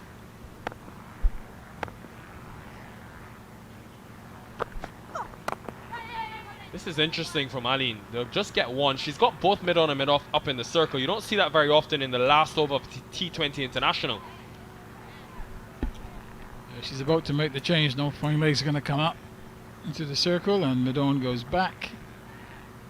Also mid-off goes out, and the third man will come up as well. Third will come up as well. 125 for 7 is the total. Excellent Yorker. Yeah, very good delivery, just zeroing at the stumps. Brunt just still having the know-how to get down on it, because could easily have gone for the big swing. She's gone for 21 runs in her 16 deliveries tonight, Ali, adding last night 1 for 12 in her 2 overs. Certainly think she's providing something with the ball for the West Indies. Full toss, but in the gap and over that third inside the circle. So turning out to be a big couple of overs for England, and all of a sudden in the ascendancy. Attempted Yorker again, turned out to be a full toss. Came off the outer half of the bat. Brings another boundary. Third of the over. Yeah, going for runs, Aline, but I definitely think what she's shown us in these 2 games is that she's probably the quickest of the bowlers that the West Indies have got. So if they can develop that, she's only taken 9 wickets so far, but if they can develop that and harness that talent, she could be something. Final delivery of the innings. It's hit hard, but there is that deep cover there. Look for 2. It should be a run out, and is, but shouldn't take away from the fact that this has been a valuable partnership for England. 44 runs coming between these 2.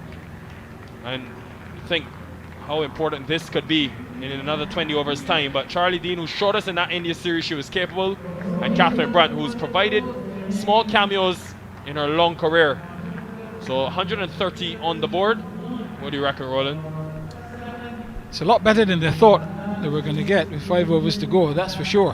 Having lost their way between 10 and 15, I think they've done well to recover, to finish up with this total. It's something to fight with now. Before the start of the 16th over, really didn't look as if they had enough to make a contest of it.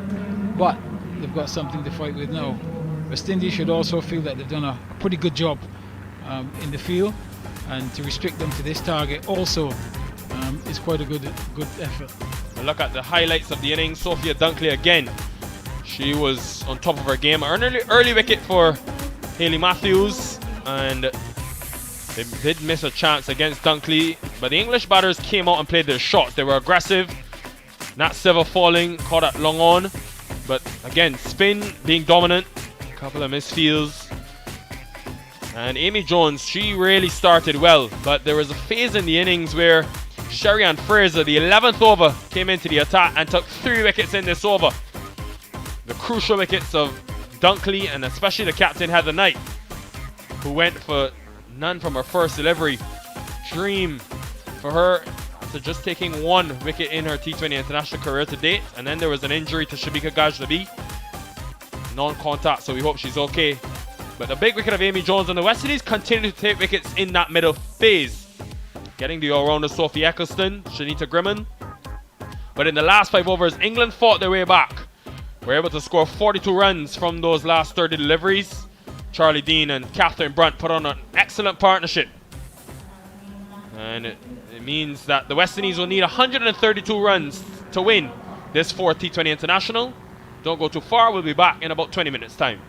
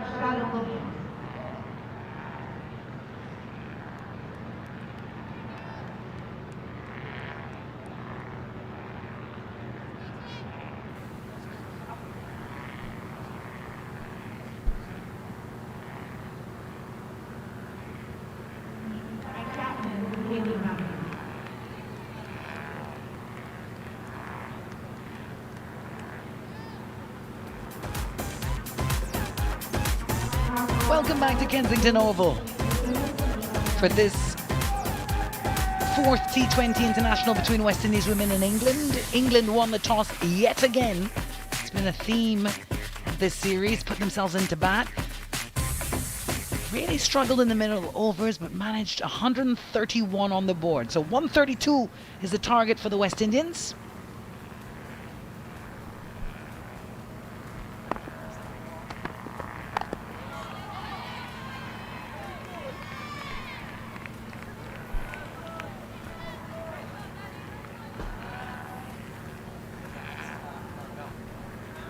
Lauren Bell opening the bowling.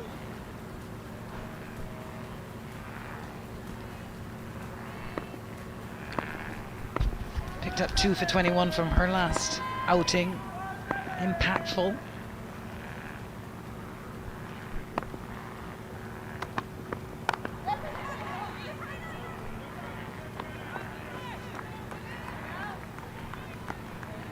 A good quick single. I'll welcome Stacey Ann King. Interesting to see Lauren Bell back into this England bowling lineup. Was rested in that T20. But again, I think it's more or less an opportunity just to see those matchups. Lauren Bell and Catherine Brunt might probably be those two openers. Oh, it's a big appeal. It's high.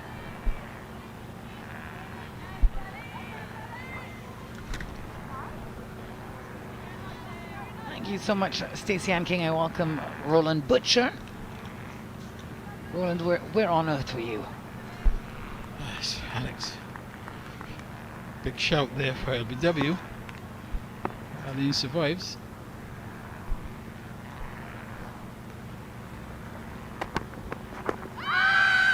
Another big shout on a finger this time. Well, the very next ball. It's a strike for England early. Yeah, definitely out from our commentary position. We were giving that out. Really just went right back on our stumps. Aline to a pitched up delivery. Ball just skidded on.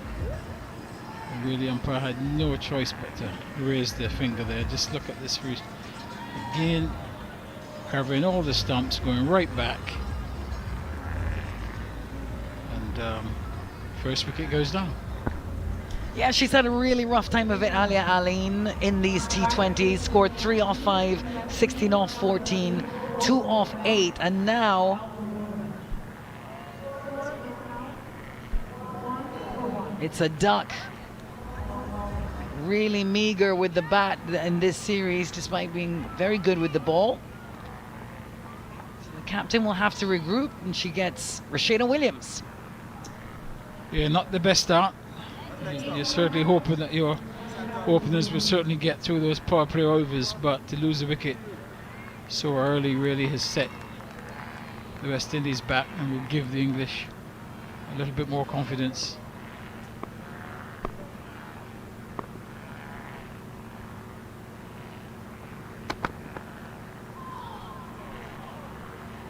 Roland, you did the pitch report for us at the beginning of the match. What were your observations then, and how is it playing from your observation of the match so far? Well, I had a chat with the groundsman, and they said, listen, that this pitch, as you know, this is the third game being played on there. They thought the first game was a little bit dry, and so obviously it wasn't the best of pitches. Got better second day, and they felt today was going to be even better.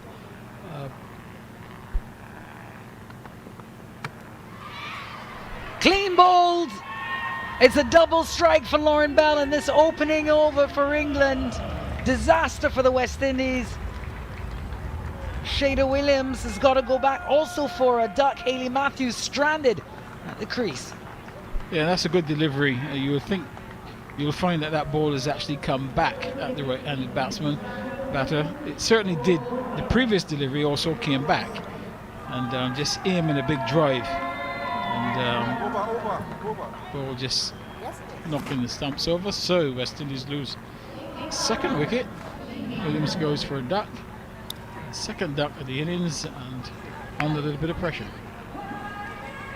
Indeed, 1 for 2 after 1. What a start from young Lauren Bell. Yeah, terrific bit of bowling that last wicket.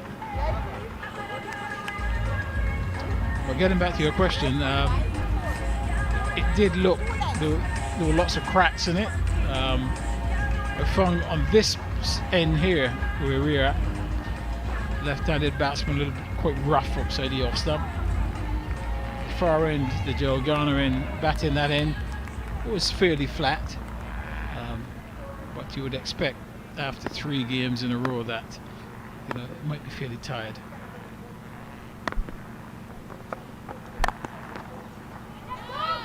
Catherine Brunt into the attack. She was one part of that partnership between herself and Charlie Dean at the end there of the English innings. Managed to put 44 runs on, very crucial to get England to that total. Yeah, it was a vital partnership because England were really staring down the barrel at that stage, and coming together right at the death gave them something to work with, and obviously they're working quite well with it at the moment, even though there's early days. Danger. Yeah, nice shape to that delivery, just swinging away from the right-handed batter, and just allowing that one to go through. There's a slip in place, and obviously England are hoping that the seam bowlers can get the ball in the right areas to bring that slip fielder into place.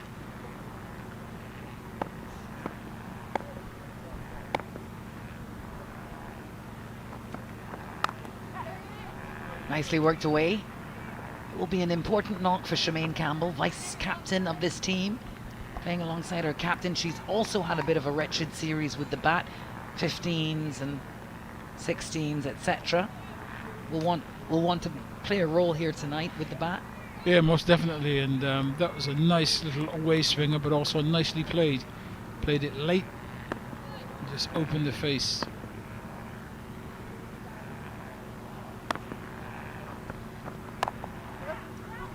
Ah, that's beautiful from Hayley Matthews. Should be cut off as it is. The fielder behind point there, but they're going to run. Very good running, run 3 here. Yeah, terrific running there. Good piece of fielding. Kevin Arong diving away right in front of the dugouts, but could not prevent the batters from coming back for the 3rd run. So well played, Hayley.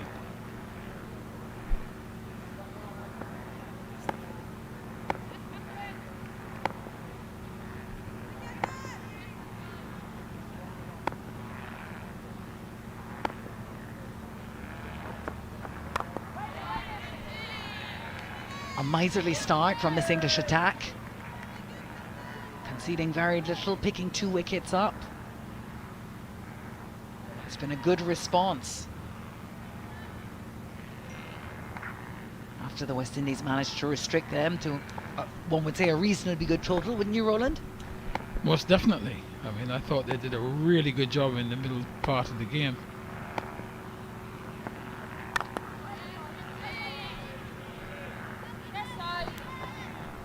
That's the over. So after 2, West Indies 6 for 2. That's a good start there for Brunt.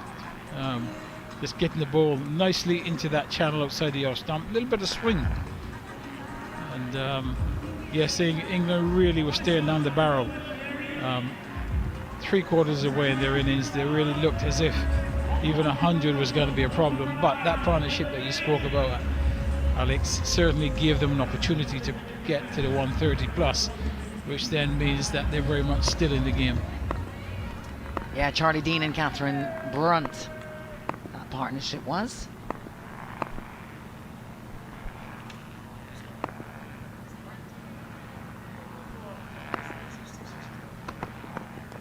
Lauren Bell again.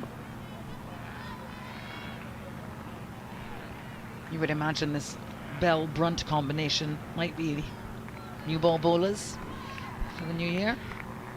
I think once Brunt is fully fit and back into the role, obviously that would be a nice opening partnership. But as you know, their strength really lies in the spin department. Oh, it's beautifully struck straight down the ground from Hayley Matthews. with a bit of attitude. The captain has had some disappointed innings here at her home ground. Got all of that one. Yeah, lovely shot that. Length delivery, but she's put it away really nicely, just straight back over the bowler's head. And that should give some confidence. Nice clean swing of the bat.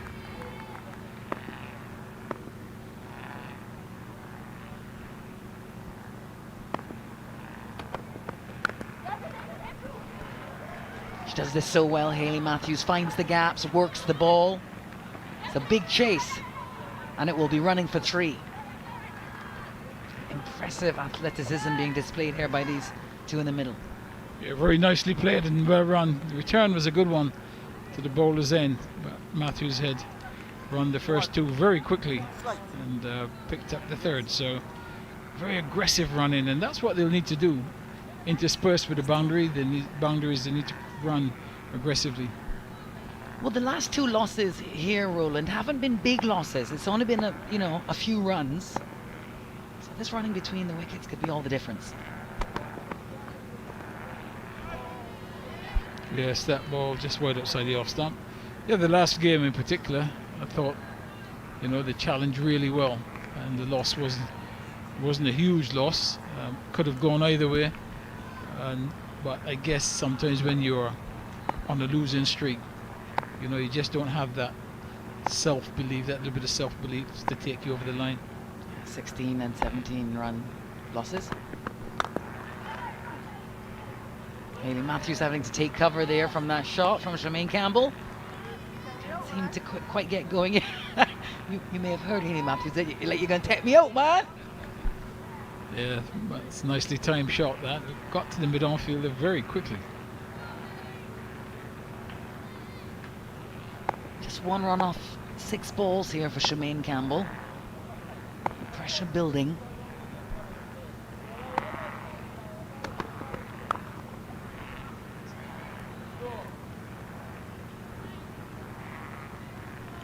End of the third, West Indies 14 for 2. Yes, a lot depends really on this partnership. Having lost 2 early wickets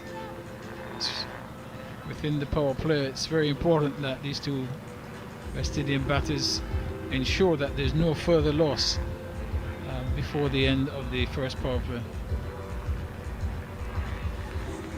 That's what happened in the England innings. Oh, it disappeared as soon as it came up. Yeah, you got to think it's a bit of an opportunity here for Charmaine Campbell tonight. Having a difficult series, struggling to score runs, not in good nick. But she's out there now. Series is already decided. The pressure's off in that respect. She's there with the captain, who you would expect would be the aggressor. Yeah, obviously, nothing to lose now. Listen, you've lost the series. All you can do is now gain some credibility with two good performances. The test really is going to come really against the spinners, as we've seen so far. Speaking of which, Sophie Eccleston into the attack. She's the world's best T20 bowler.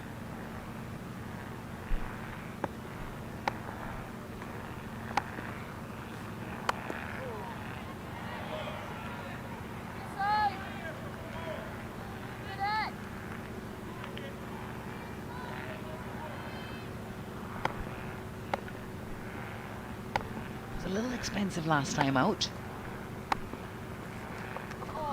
but we know that to be uncharacteristic. Well swept, finally, and a boundary for Charmaine Campbell. Yeah, good shot there by Campbell outside the leg stump. Not the best of deliveries there from Eccleston, just drifting down the leg side and nicely put away. 4 runs to the total.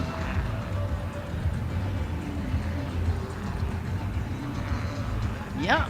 The tunes banging here at Kensington Oval, and just a smattering of a crowd in to enjoy this action in the 4th T20 International, West Indies versus England women. Always a treat to be here at the Mecca of cricket in this part of the world. Much better delivery.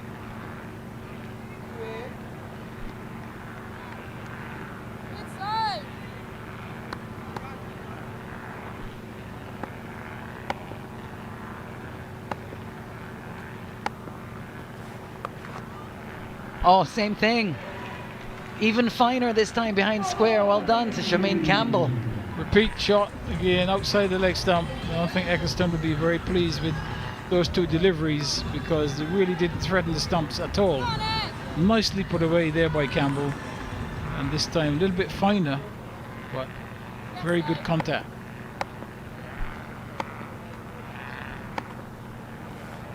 Oh, yes, sir.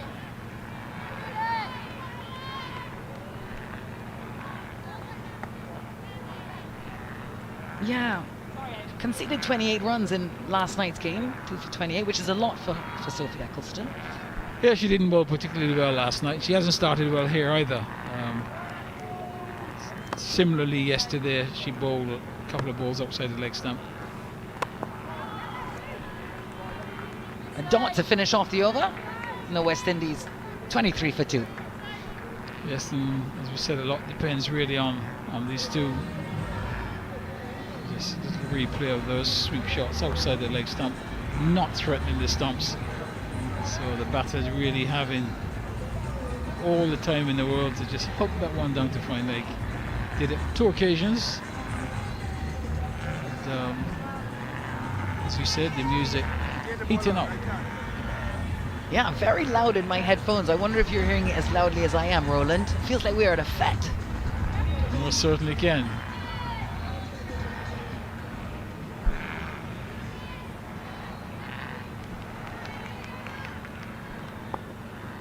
Shemaine Campbell facing now. Interesting just how quickly the game changes. She's 11 off 12 now. Nat Siva, the bowler.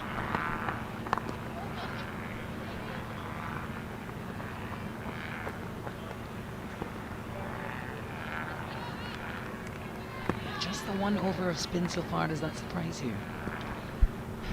I think obviously with the success of the faster bowlers, I think that would certainly help them to keep the fast bowlers going. No hint of any spin at all at the moment. We'll have to watch these extras, England. Yeah, I think yesterday's England were very ragged at the start of their innings. The fielding was way below the standard that that they can put up.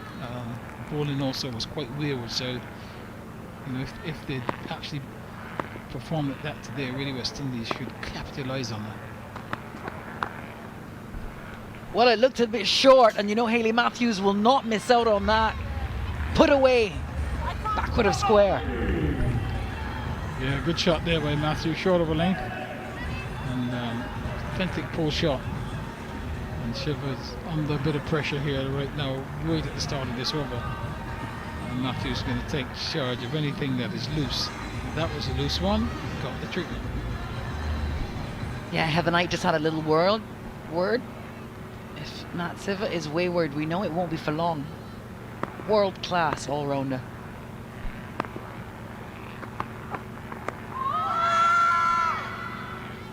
Better bowl. Excellent shout for LBW. I just give it a leg by. Roland, you just joined the tour on this Barbados leg, but you said you were watching some of the T20s from when they started in Antigua. Have you noticed an improvement in the performance of the West Indies from the beginning of the series till now? And if so, what areas? Well, I think obviously in the ODI series they were comprehensively beaten and really outclassed. I think they were probably quite happy when those ODIs finish, because it's a long time, it's a long game, and the sorts of defeats that they have can be pretty demoralizing. So to get to the shorter version, it evens it up a little bit more. Oh, glanced away. Nice and fine again from Matthews for another boundary. Yeah, the English bowlers just being guilty of bowling a little bit wayward. Once again, Trevor down the leg side. Matthews just flicked that one down to fine leg for 4. Yeah, I think West Indies would be quite happy to see the end of the ODI, because if they were going to play more, the feeling would have been there would have been more defeats. Now coming into the T20, a little bit closer, obviously a shorter game, that evens it up a little bit more. So it gave them the opportunity really to express themselves. Oh, and lofted over the infield, but it will land softly. There'll be a couple of runs picked up here. So after 5 overs, West Indies 37 for 2. Yeah, and that's a good response. Matthews moving quickly to 22, and really they'll be hoping that Matthews can continue in this vein. And as we make way for Stacey Ann and Nakia.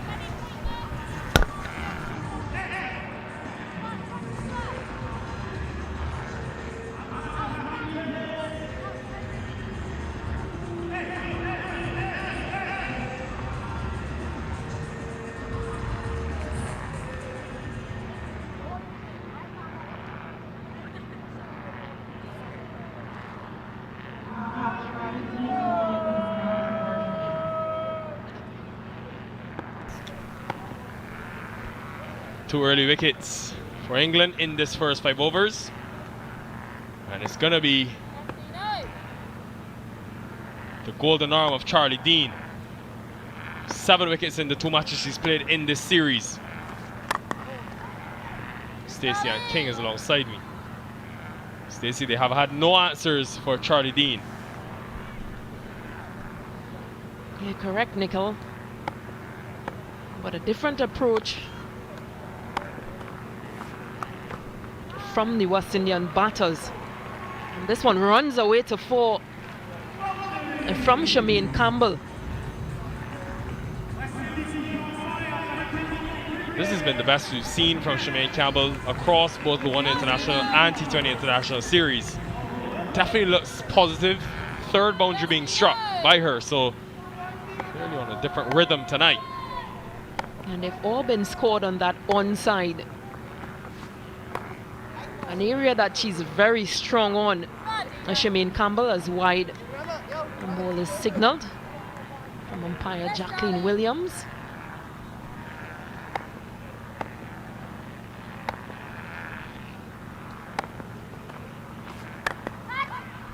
Taken, and it's Dean again. It's always been Charlie Dean. Just her first time bowling in T20 International cricket in this series, and 8 wickets to her name now. Yeah, disappointing for Shemaine Campbell.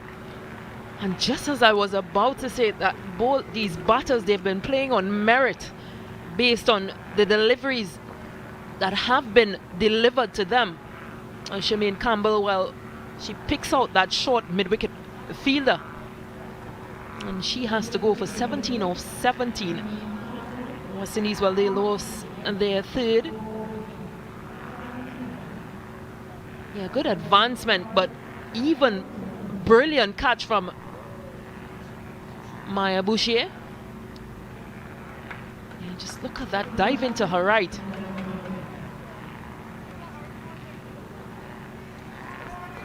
Important breakthrough as well for the English, because that partnership, 39 crucial runs, so actually 40 crucial runs, correction. And they were scoring quickly. The captain's still there, as Janaba Joseph back into the team today, one of 2 under-19 players in this squad. Yes, Charlie. And after Trishan Holder, the way she went about things in the last game, Joseph will want to get in on the app. She has been positive. When we've seen her in the series, she's used her feet against the spin, and they've left mid-off up, still inside this power play, 3 deliveries remaining.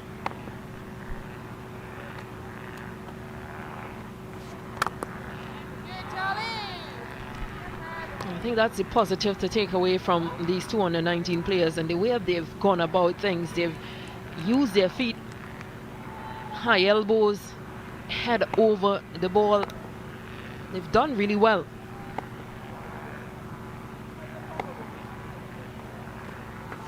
Came a long way across.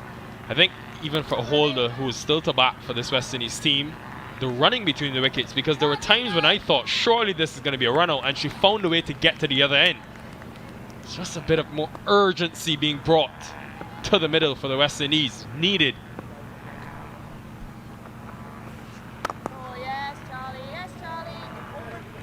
excellent over though for Charlie Dean, and an excellent power play for England.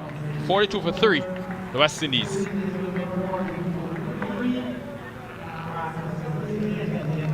It's a passage of play where they've been strong, England. Look at the now 4 matches that we've had these first 6 overs. Their bowling unit has done well. 38 for 2, 29 for 2. In the last game, the West Indies got 55 for 1, their best. But again today, taking 3 wickets. And again, you see Lauren Bell coming into this match, this 4th T20, and picking up 2 early wickets.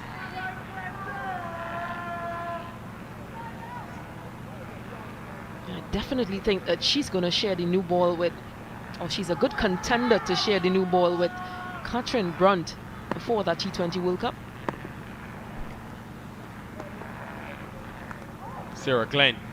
Now don't worry, Stacey, I have a nice, well-thought question coming your way in terms of this England seamers when they do come back into the attack. But Glenn, number 2 T20I ranked bowler in the world, and Eccleston, number 1. So they'll look to those 2 to continue the good work they've done.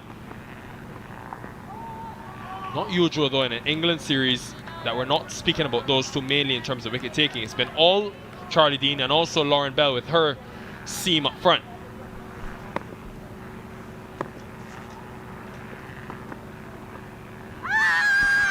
Just seemed to have skid on. Matthews survives though.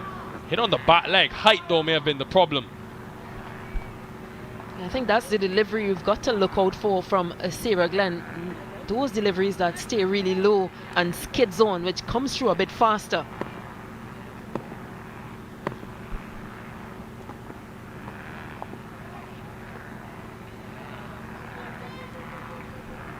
Earlier today, saw Sarah Glenn going through her paces like usual, bowling some leg breaks, and then Lauren Bell picked up the ball and she started bowling some off breaks, and they were just joking around at Sarah Glenn saying leg spin, you know, it's an easy art, but I think you looked and you say, well, the way she's been able to take over the scene of women's cricket, Sarah Glenn, she's really perfected the art. Hasn't done, or sorry, been a prolific usual self here in the Caribbean, but I'm sure she'll be edging to get back into the wickets.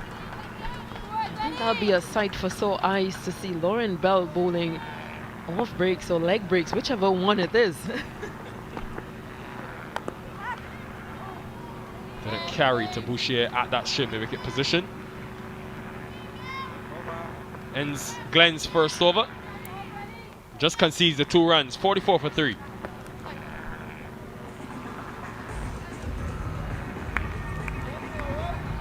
An average of 16. Sorry, strike rate of 16. An average of 17, Stacey, with the ball in hand. Sarah Glenn in the 40 T20Is she's played, but in the Caribbean now in these 3 matches she's only picked up 1 wicket.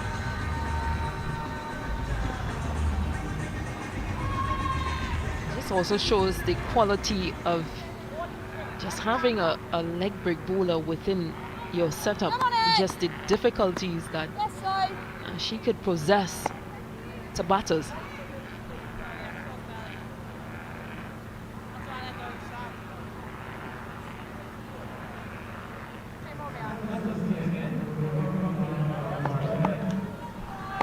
Just the 1 over for Charlie Dean. Eccleston. Interesting as well how the night has shuffled their options. Dean just got a wicket. You may think, well, maybe 2 or 3 overs on the trot, but no, just given the 1.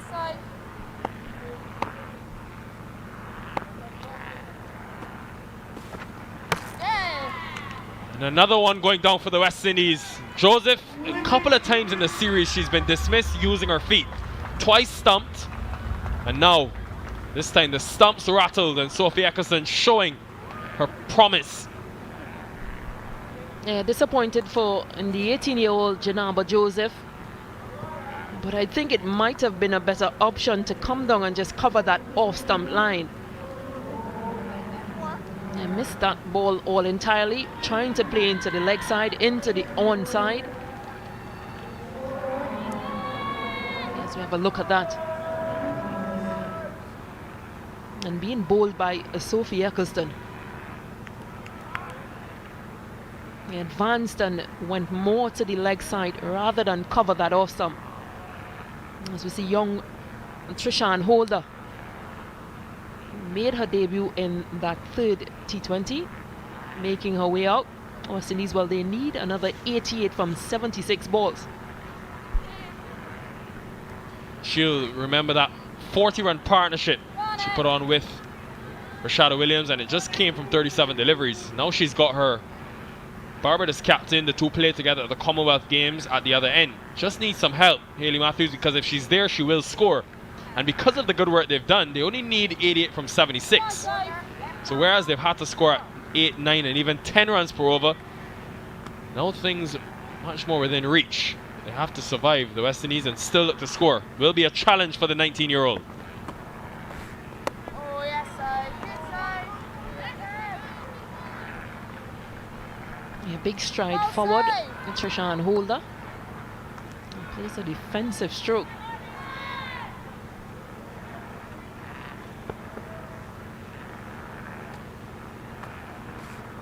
Oh, yes, side. Good side. Just under 7 and over needed from here with 6 wickets in hand. Hayley Matthews will be having one eye on that scoreboard. She's going to be so important though if they have any chance of winning this game. She's positioned it well. Coming back for 2. Bit of a juggle. And the key thing is Shabika Ghaznavi, who's been a key piece to the puzzle in terms of the batting. We don't know the status of her injury. It looked pretty bad, was stretchered off. So if they lose her, that's one short batter.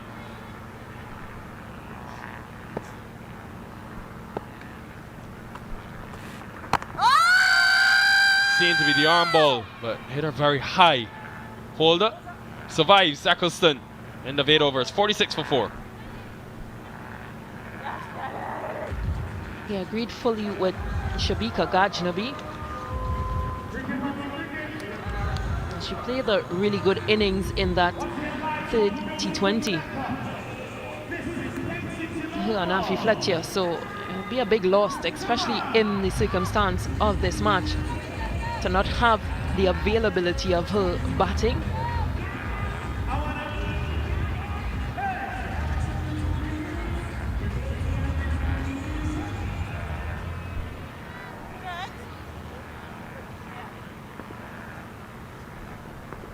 Will be Glenn.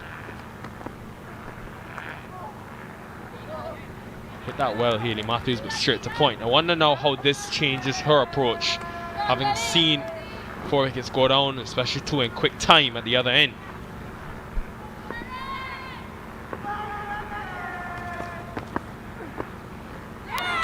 Straight through. Sarah Glenn. We were just mentioning the fact that she's had a tough time here in the Caribbean, but now striking, and an important one, probably the most important one for England. He totally deceived Hayley Matthews. Played across that delivery from Sarah Glenn.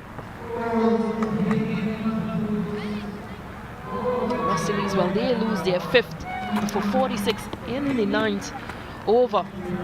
So you have a look again. They're trying to play in the onside. Again, a disappointment for Hayley Matthews. This time around, she goes for 23 of 18. West Indies, they lose their 5th for 46. A big disappointment because the West Indies have done such a good job in the first half of this game. Traditional leg break from Glenn, but it was just full. And simple case of you miss, I hit from Sarah Glenn. Always putting the ball in the right position, all about that length. And she does go for runs at times, but she doesn't mind that because it always has her in with a shout of taking wickets. Just her 2nd in the series. And she'll bowl to her opposite in Afi Fletcher, who is a leg spinner.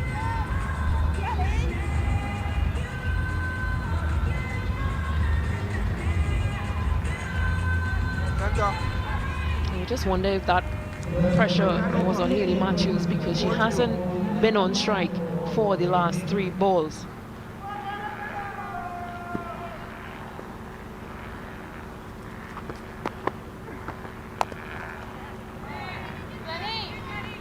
Fletcher has gotten a promotion in every game of the series and she's deserved it. And that's 7 now. Can they build some partnership? She built it with Gajnabi 2 nights ago. Center. Can it be with the young Trishan Holder?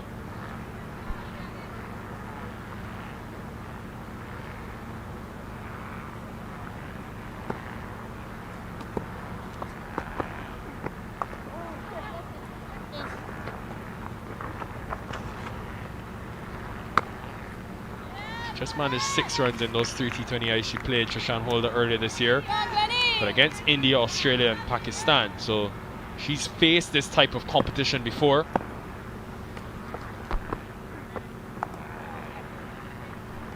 Nikhil, I won't lie to you because I did Commonwealth Games as well. And the Trishan Holder that I saw then is totally a different Trishan Holder that I'm seeing now.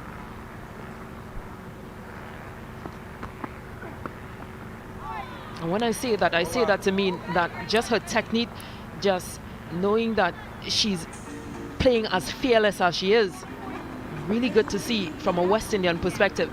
And at the end of 9 overs, West Indies 48 for 5. It's an interesting one, Stacey. I wonder how much would have played to that, in the sense that she knows that she's coming in as an under-19 player with a lot less responsibility on her shoulders. So that freedom, and also credit to the under-19 coaching staff who she's worked closely with in the last couple of weeks and months. Steve Leibert and Jamal Smith working currently with them in Antigua. So good to see her developing, especially with that historic under-19 World Cup a few months away. Will be Dean back into the attack.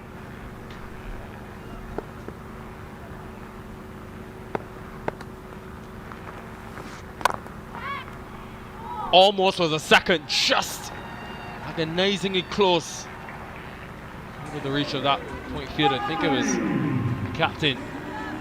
No, it was Sarah Glenn, unable to take that catch. Yeah, good placement, and again, just that risk-free playing from Trishan Holder. Gets past that point fielder. And she gets 4 runs.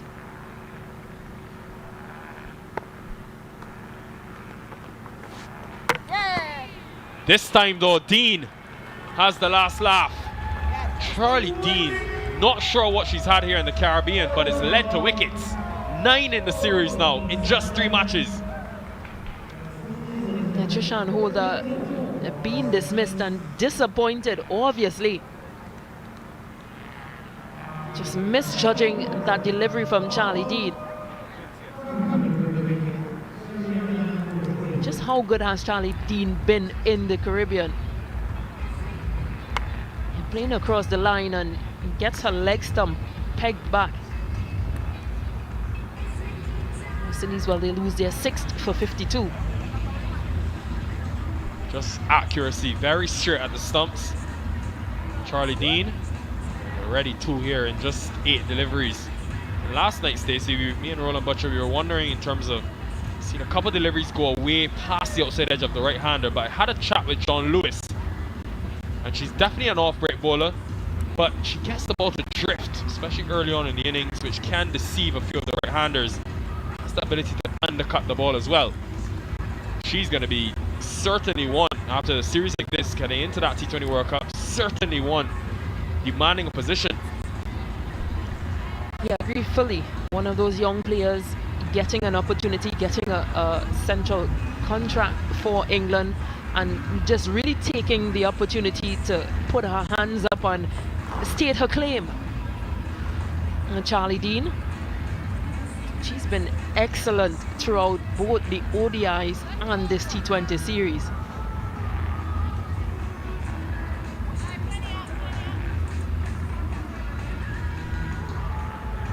So Sherry-Ann Fraser comes to the middle. Promotion for her in the absence of Gajnabi. Clearly has been plagued by that injury. And I know they're not...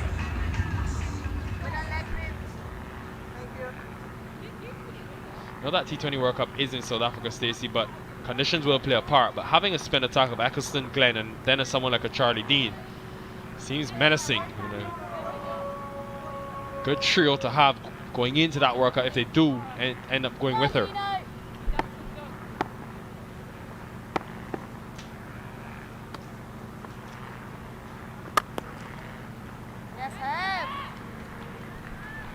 You look at this England bowling lineup, and Go on, Dino. just to mention that, or to remind our viewers that, well, Freya Kemp, she's been ruled out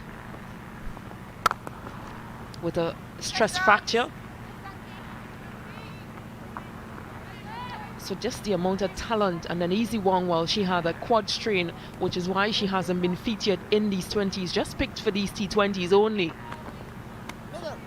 We've just seen Lauren Bell, who almost looks like an Anya Shrubsole, or replacing an Anya Shrubsole, and a Catherine Brunt, who just seems to just be using that fountain of youth wherever it is. Oh, yes, Dino. Good, Charlie. And just the other bowlers who have really come to the party, more or less, for England. I just wonder, Go on, Dino. really and truly, what batting lineup is going to attack this? Well, Fletcher does attack. She gets an outside edge past Amy Jones, so that will be welcome runs for the West Indies. But it's been a tough first 10 overs. It's been all England at the halfway stage, 57 for 6.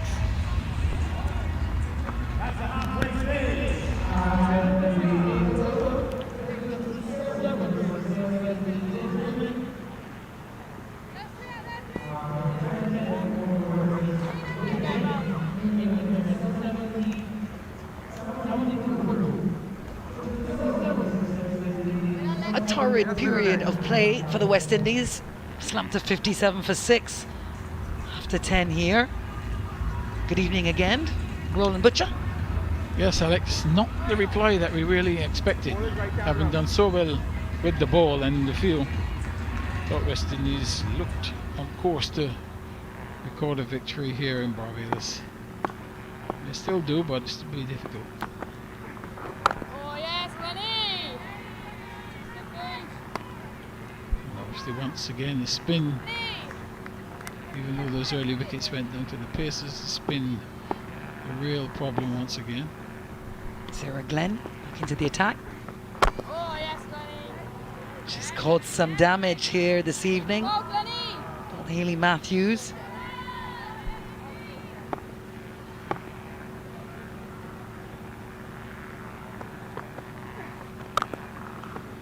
Good, Lenny, good, Lenny. What do you think makes her so impactful, Sarah Glenn? I think her accuracy, that's the biggest thing, because if you're bowling wicket to wicket, it means the batter has to play every ball. Oh, yes, Lenny. See, once again, that was bang on target.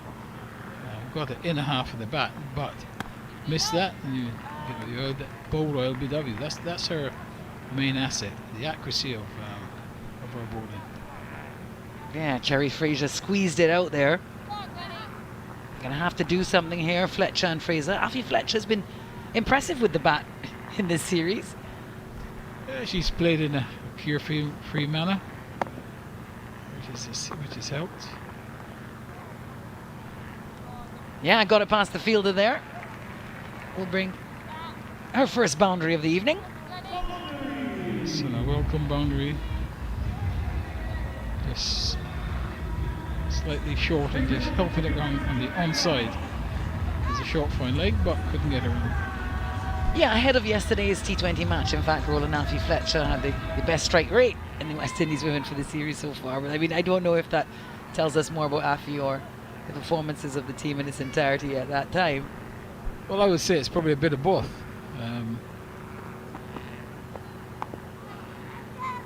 Nicely played. Over. That's the over, 63 for 6.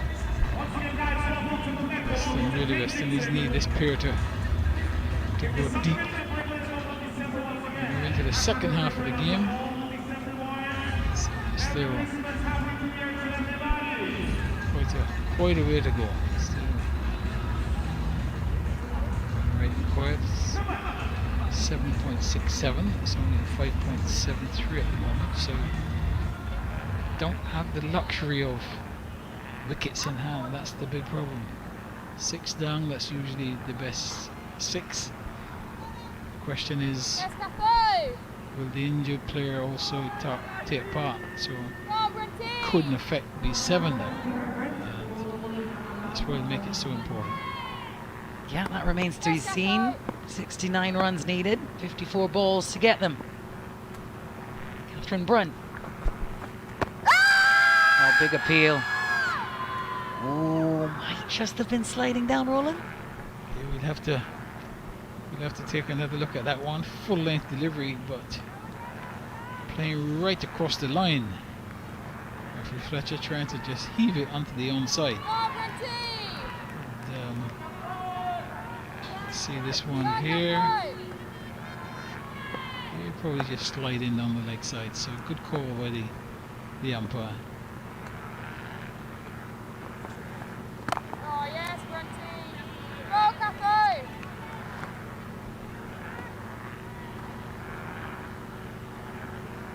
This will be a little disappointing for West Indies fans who would have been excited to see West Indian bowling attack, putting England in a bit of bother.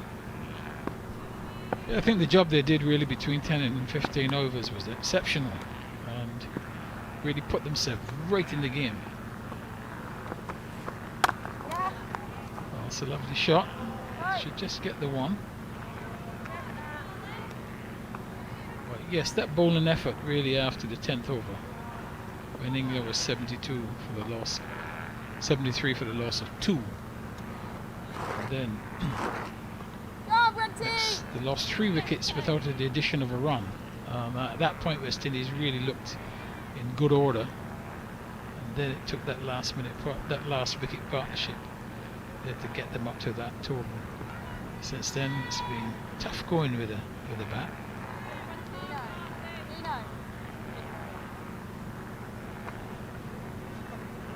Yes, and West Indies losing 3 wickets in their power play. The way they would have hoped to have started in this chase.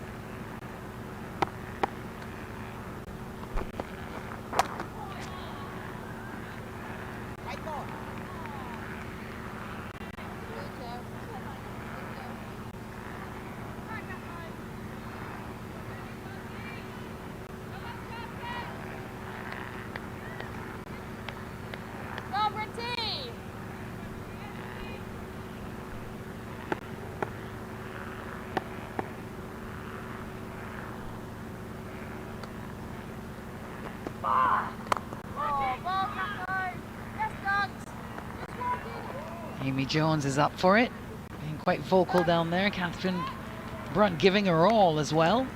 All eyes will be on her to see how the body's moving. Yeah, most definitely. Obviously an important part of it. She is in this team. And a lot of responsibility. Single taken. Big personality in this squad.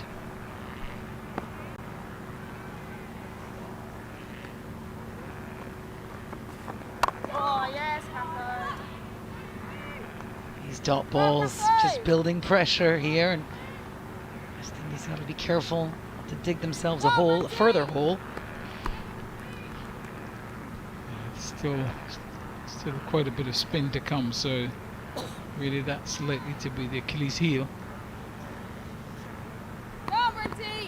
I was mentioning to Stacey and King earlier, Roland, that the English setup, all the coaches, the number of coaches who are here with the English team.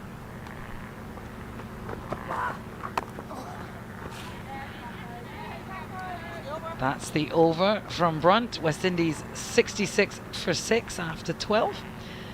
But I was talking about the number of personnel. So with John Lewis, the head coach, there's another man called John Lewis with the same spelling who's the batting coach, I'm sure you know. Gareth Breeze, of course, the spin coach. Here to coach spin specifically, or with the side. You know, were West Indies to have such luxuries? Well, I think, you can make the effort to do that. If you speak to the average West Indian supporter, he will tell you that the backroom staff of most West Indies teams are too heavy, and they're nowhere near the other teams. The other teams do have specialists in every department, whether it's male or female. But the average West Indian seems to feel that one coach can do everything, and that's not the way the game is these days. Not the modern game, certainly not. Definitely not.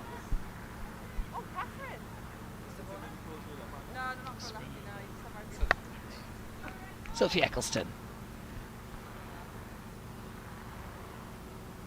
And the Joel Garner end. Ted, you can be a bit more if you want. Amy Jones looks to be directing traffic a bit out there. Also a leader. Oh, yes, I.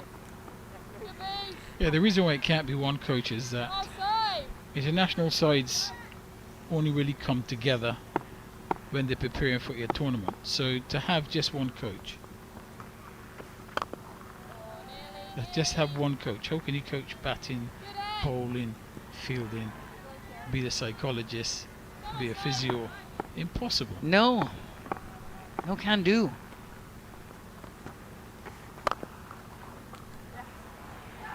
Straightforward Simple. catch. Simple catch. Indeed, we both ran to say it. Cherry Fraser was struggling there. There were a couple of dot balls and then just lofted to the fielder.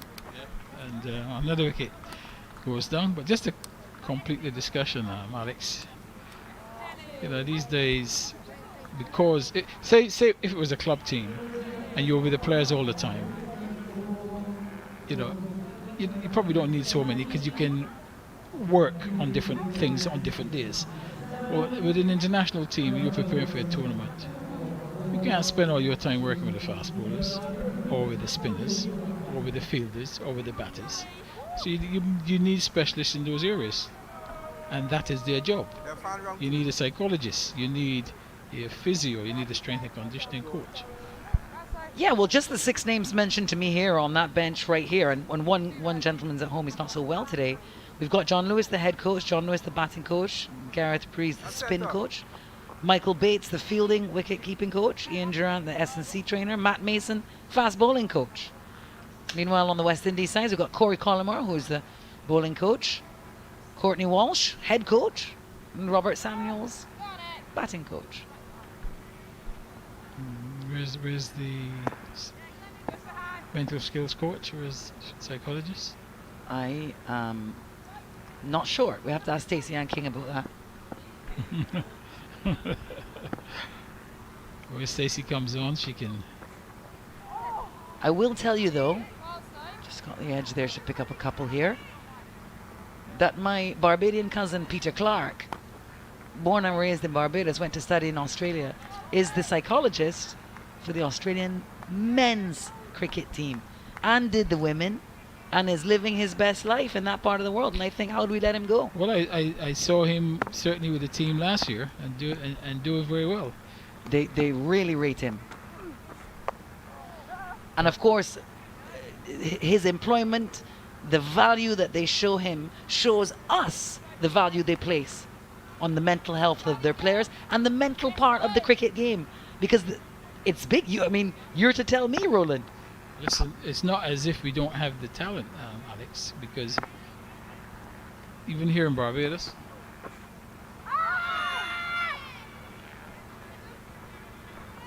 nicely bowled. Yeah. Here in And Barbados, you've got some. I'll just say that it's 69 for 7 after 12. Yeah, Should be the end of the over. Fletcher 11, Roman 2. Even some like Naval Grisette is from Barbados here. And you know where Naval Grisette is right now? He's doing the mental work at Manchester City Football Club. And those are just 2 stories off the top of our head. But, this part of the world, and in fact, my Indian friends tell me the same is true of India, that culturally we just haven't really come to grips with the fact that this part of the game, and this part of life is just, it is the discussion of our time, isn't it? Discussion of our era. It's a zeitgeist. It's the spirit of the time right now. Managing your mental and emotional health. Professional sport. Charlie Dean again. She's been a destroyer. Yeah, she's done well. And just really being told that 5 years ago, Naval Grisette worked with the West Indies women. Now he's at Manchester City, one of the biggest football clubs in England. Well, I wonder how his stint was with the West Indies women. How it was received, how they responded, what the feedback was. Well, I would imagine Stacey was around at that time. And, once again, we refer to Stacey. So when she comes on comms, I'm sure you can quiz her because she would have been wrong at that time. Dean to Fletcher. Matthew Fletcher doing well to hang around here. Some desperate times. It's not a big total, but the equation getting more and more difficult here from a West Indian perspective.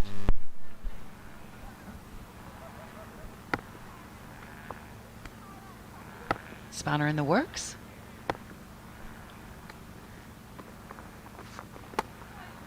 Yeah, beautifully bowled, just tossed in the air, skidded on.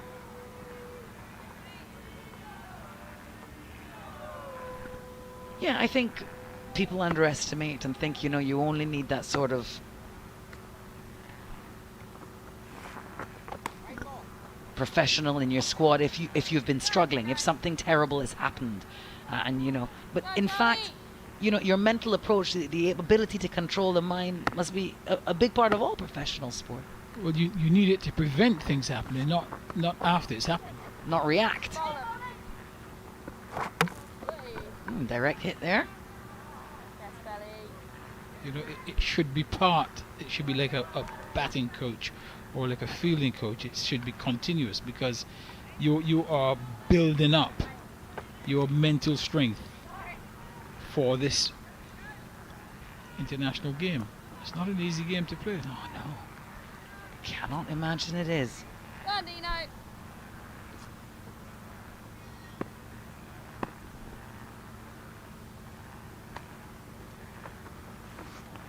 Oh, yes, Dino. And a dot to finish has been so good. 2 for 18 off her 3, and after 14, West Indies 73 for 7. Yeah, another good over, and really need some boundaries to certainly get up to the 100, and then think from there. Really, the 6 overs remaining, a lot of pressure on now. The over rate, the run rate's climbing all the time, so it's going to be tough. We've been talking about the mental side of sport, Roland, and I remember someone, a scientist, really, a psychologist, telling me years ago that it is the same adrenaline running through your body whether you are excited or nervous. And the only difference between those two is what you think the outcome will be. Let that show you about the importance of mental health. Extremely important. That ball just cut to backward point. I'm going to be careful. That was a fullish length delivery. Yes, Glenda.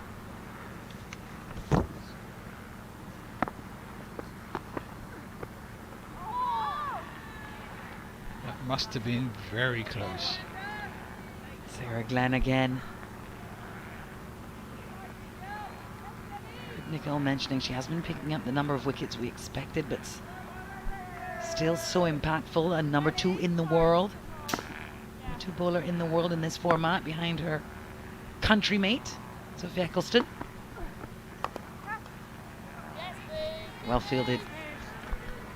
Tossed up delivery. Yeah, we need to change the mindset in the region, particularly amongst our supporters. I find that is one of the biggest problems. Well, you know, we come from a part of the world where it would have been a bit of a luxury historically to talk about your feelings, dare I say. True, you know, but Go on, Glenny. our supporters of the games feel that you only need someone like that when you're in trouble. Oh no. That's the problem. No. Well, you can tell me, Roland. I mean, you look at all the sports. You look at Messi stepping up to take that first penalty today. The amount of mental strength, calmness, you know, Of coolness. course, because I mean, your emotions would have been going through the roof. Can you imagine? His heart would have been thumping out of his chest. Let's be honest. Absolutely, but Oh, she got hold of that one. That's a good shot terrific from shot, Shanita Grimond and gets the boundary. to finish the over. And after 15, West Indies have creeped up to 79 for 7. So Stacey Ann now will be able to answer all the questions you have in that department.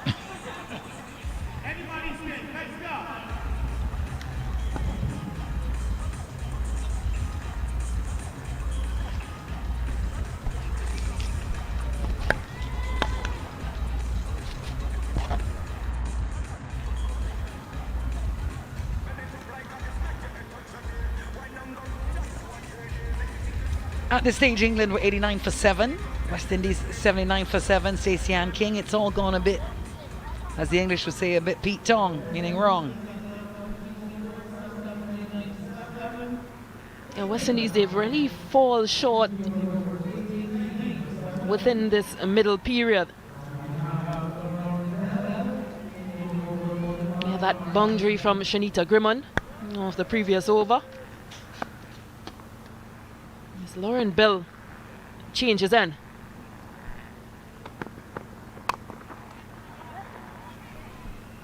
As I say, welcome to Nickel. Yeah, she's been very impressive, Stacey. And at this stage, as you can see there, England were 89 for 7, but then crucial partnership put on by Charlie Dean, Catherine Brunt, got them to that 130. Not only is it more runs, but also that psychological advantage.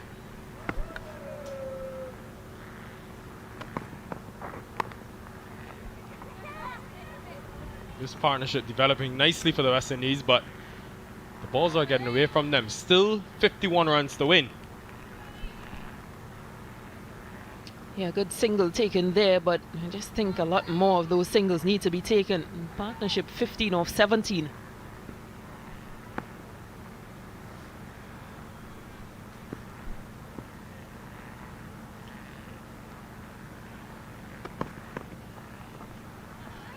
This is excellent skill on display by Bell. You won't see it as much now, but with that new ball, probably the biggest move of the ball in terms of that swing, that lateral movement, getting it to swing into the right-hander.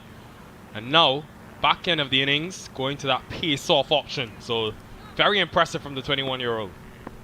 It's interesting that Afi Fletcher hasn't read these balls.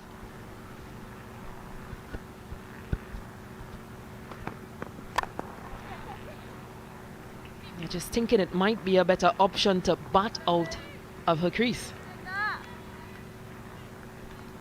Went to the Yorker there and executed it. Every time it seems like she's had a plan in mind, she's found a way to deliver it. And this is, as you said, would have been such a huge opportunity for her, because many could argue that she wouldn't have started as one of the favourites to start that T20 World Cup. Only picked up the 3 wickets prior in the India series, but the way she's bowled in this series, very telling. That is a testament to how good she's been. Full Yorker at the stumps and success. And she'll definitely be one of my choices to see opening that new ball with Catherine Brunt in that T20 World Cup. Just look at that delivery from Lauren Bell. West Indies, well, they lose their 8th for 82, but Yorker length delivery. Shanita Grimond playing into the onside, missed completely. But again, just that line and length from Lauren Bell. Picks up her 3rd, 3 for 12, in her 3rd over. And on a surface that has been dominated by spin, Bell has still found a way to take wickets. I think John Lewis will be happiest about the fact that there's 2 leading wicket takers from this series so far. Bell and Charlie Dean, 2 21-year-olds and 2 of the younger members. And contrasting bowlers as well. 1 spin and 1 pace. And a wicket that has predominantly shown more wicket-taking options for spinners. Another one, 2 and 2, and it's another Yorker. The 4th wicket for Bell. What a day she's having. And it's Kezia Schultz who's dismissed. Yeah, really good bowling performance from Lauren Bell. Again, understanding the assignment, knows that this is the lower order batters, and deciding to go Yorker length, full and straight. God knows she's going to be a really good asset to this England team. 9 wickets down, and it's a win for the England team. Strengthening that hold and that grip of this series. Unfortunately, Shabika Ghaznavi not able to bat. So it means that England take a 4-0 lead in this series with 1 game to go. And this is something that many around the world will be watching, because the T20 World Cup in a couple of months' time, surely they'll start as one of the favourites, the number 2 ranked side in the world. But just a dominant performance, even on a day like today where the batting didn't come to the fore. Sarah Bell, Dean, and even Sophie Eccleston all chipping in to ensure that they still get over the line. And again, a disappointing performance from West Indies, because last night's match, you saw them chase that, or attempt to chase 157. And this time around, being all out for 82. Well, 82 for 9. Correction. Disappointing once again, but again, it's just about how do you go about, or where do you go from here? And for England, well, they'll be pretty happy because they need these wins. They need to win convincingly. And literally, they've done that within or throughout this series and that ODI series. I think the more disappointing thing would be the fact that the West Indies only bat 16 overs. So they've left 24 deliveries out there, and who knows what could have been. But pretty much from the onset, when Bell took 2 wickets in that first over, England just continued to dominate. And the West Indies, again, it's been a common trend in white ball cricket this year. The batting has not come to the party for Hayley Matthews and her team. A lot of thinking to be done for Courtney Walsh, with an important T20 World Cup on the cusp.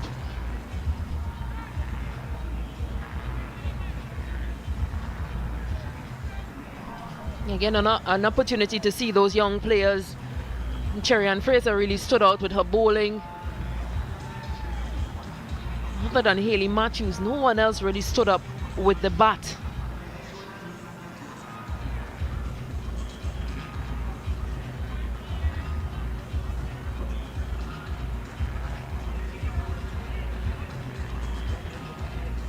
And again, another dominating performance from England. Well, it was all about the start. Excellent from Sarah Bell, who continues to get the ball to move laterally. It's Lauren Bell, correction, and 2 wickets early. Hayley Matthews provided some resistance though with the bat in hand. With a couple excellent strokes down the ground. But England, with those seamers and then the spin coming into the game. Charlie Dean again in the wickets. Excellent catch by Boucher. Just a handful for the West Indies. Yeah, not very much resistance shown from those middle order batters. Trishan Holder, Janaba Joseph, Afi Fletcher, well, a few boundaries. But it just wasn't sufficient. The English, they kept picking up wickets at very crucial times. Every time a partnership was building.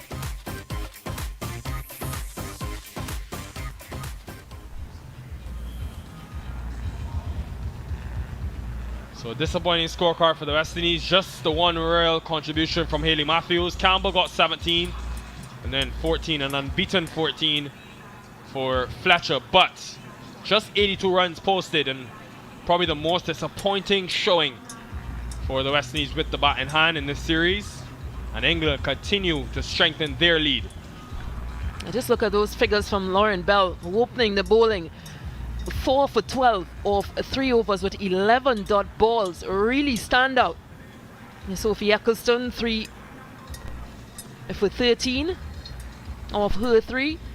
And Charlie Dean 2 for 16, as well as scoring some runs as well early on in their batting innings.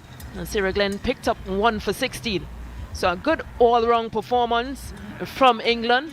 But their bowlers, Lauren Bell, well, she really gave them that standout performance and that start that they needed. Gonna go down to the presentation soon, but England were in real trouble at one stage, Stacey, going into that 15th over. 89 for 7 and battled their way, thanks to 42 runs in the last 5 by Catherine Brown and Charlie Dean, and got to 131, which had proved too much for the West Indies. what was seemed a slightly tough surface to bat on. But England are going to have some good problems in the near future in terms of going into that T20 World Cup, because they just continue to show that they have so many options to choose from.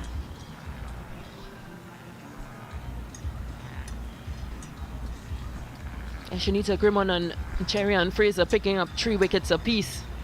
Grimond going for 33 of her 4 overs, Fraser 20 of her 4 overs, and Hayley Matthews, skipper, picking up 1 for 22 of her 4.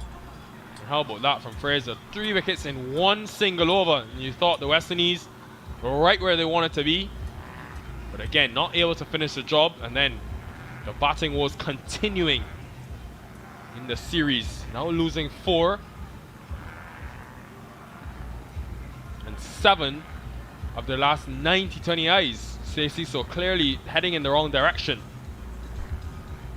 I actually thought that tonight's match, after chasing that 140 plus in the previous match, well, last night's match, and being able to score 140 last night, I thought that, or spectators, we all thought that, you know, this target would have been within reach.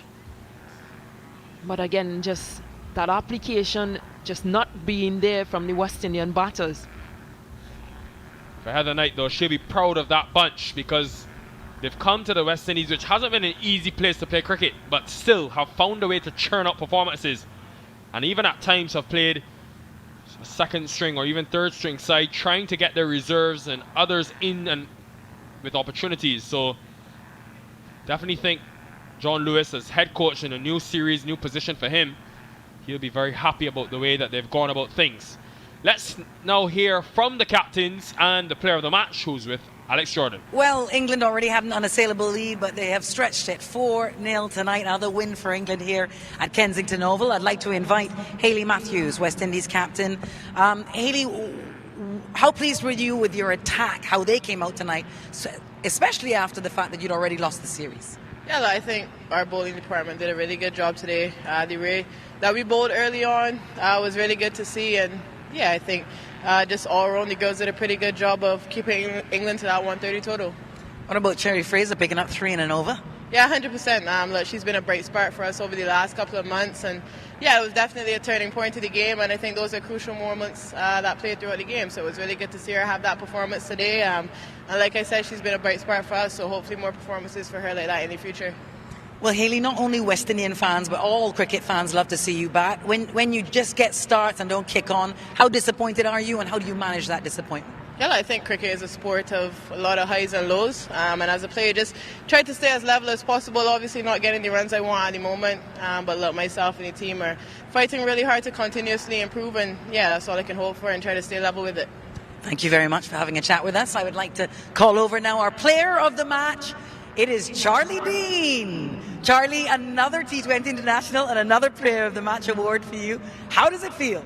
Yeah, I'm really grateful. I think Lauren Bell and Sarah Glenn bowled really well for us in our bowling innings, so credit to them. And we were set up nicely at the top with Dunks and Loz, so yeah. It's very humble of you. Of course, your bowling attack's been fantastic. You picked up a couple of wickets, but really your 20 runs of 18 balls, that partnership with Catherine Brunt. Talk to us about that, because England were in a spot of bother at that stage.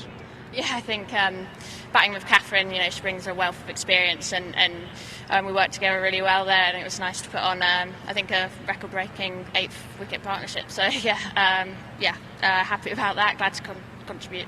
Congratulations. I think you'll find us a record-breaking 8th wicket partnership. Congratulations, Charlie Dean. And if I welcome the winning captain, Heather Knight. Congratulations again, Heather. Wow, what a young crop of talent you have to work with.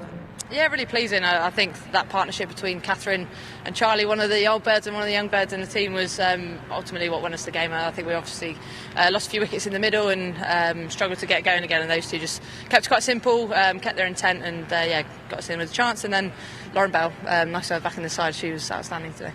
So Bell and Dean, are they leading wicket takers? They've been so good and they're 21 years old. It must be like a mouth-watering prospect for a captain. Definitely. I think the pool of players we're picking from as well. We've obviously rotated a lot this series and given opportunity, and a lot of the girls have really taken it. Charlie, only in a fourth T20 today, I think. consistently taking wickets and being aggressive, and Lauren hasn't played much more than that, if a very similar number. So yeah, it's really exciting. It's making picking our best 11 quite tricky, but it's a nice place to be. It's Sunday night. You've got a couple of days off now. Have you got plans? Did you watch the football today? Yeah, we did actually watch the football in our hotel. Yeah, it was good fun, and I think we're going to enjoy what Barbados has to offer tomorrow, and then a bit of a rest day, and obviously back to finish the series on whatever day it is. Congratulations, Heather Knight. Thanks for chatting with us. Well, you heard it from the captains, and a very happy Heather Knight, rightfully so. So match 4 completed, and it means that we just have one final match in this 8-match series between the West Indies and England. And it's going down on Thursday, 4 days from now. So do join us then as we get to the 5th T20I to close out the year. But it has been a special series performance from England. They've been dominant. Short goodbye for now.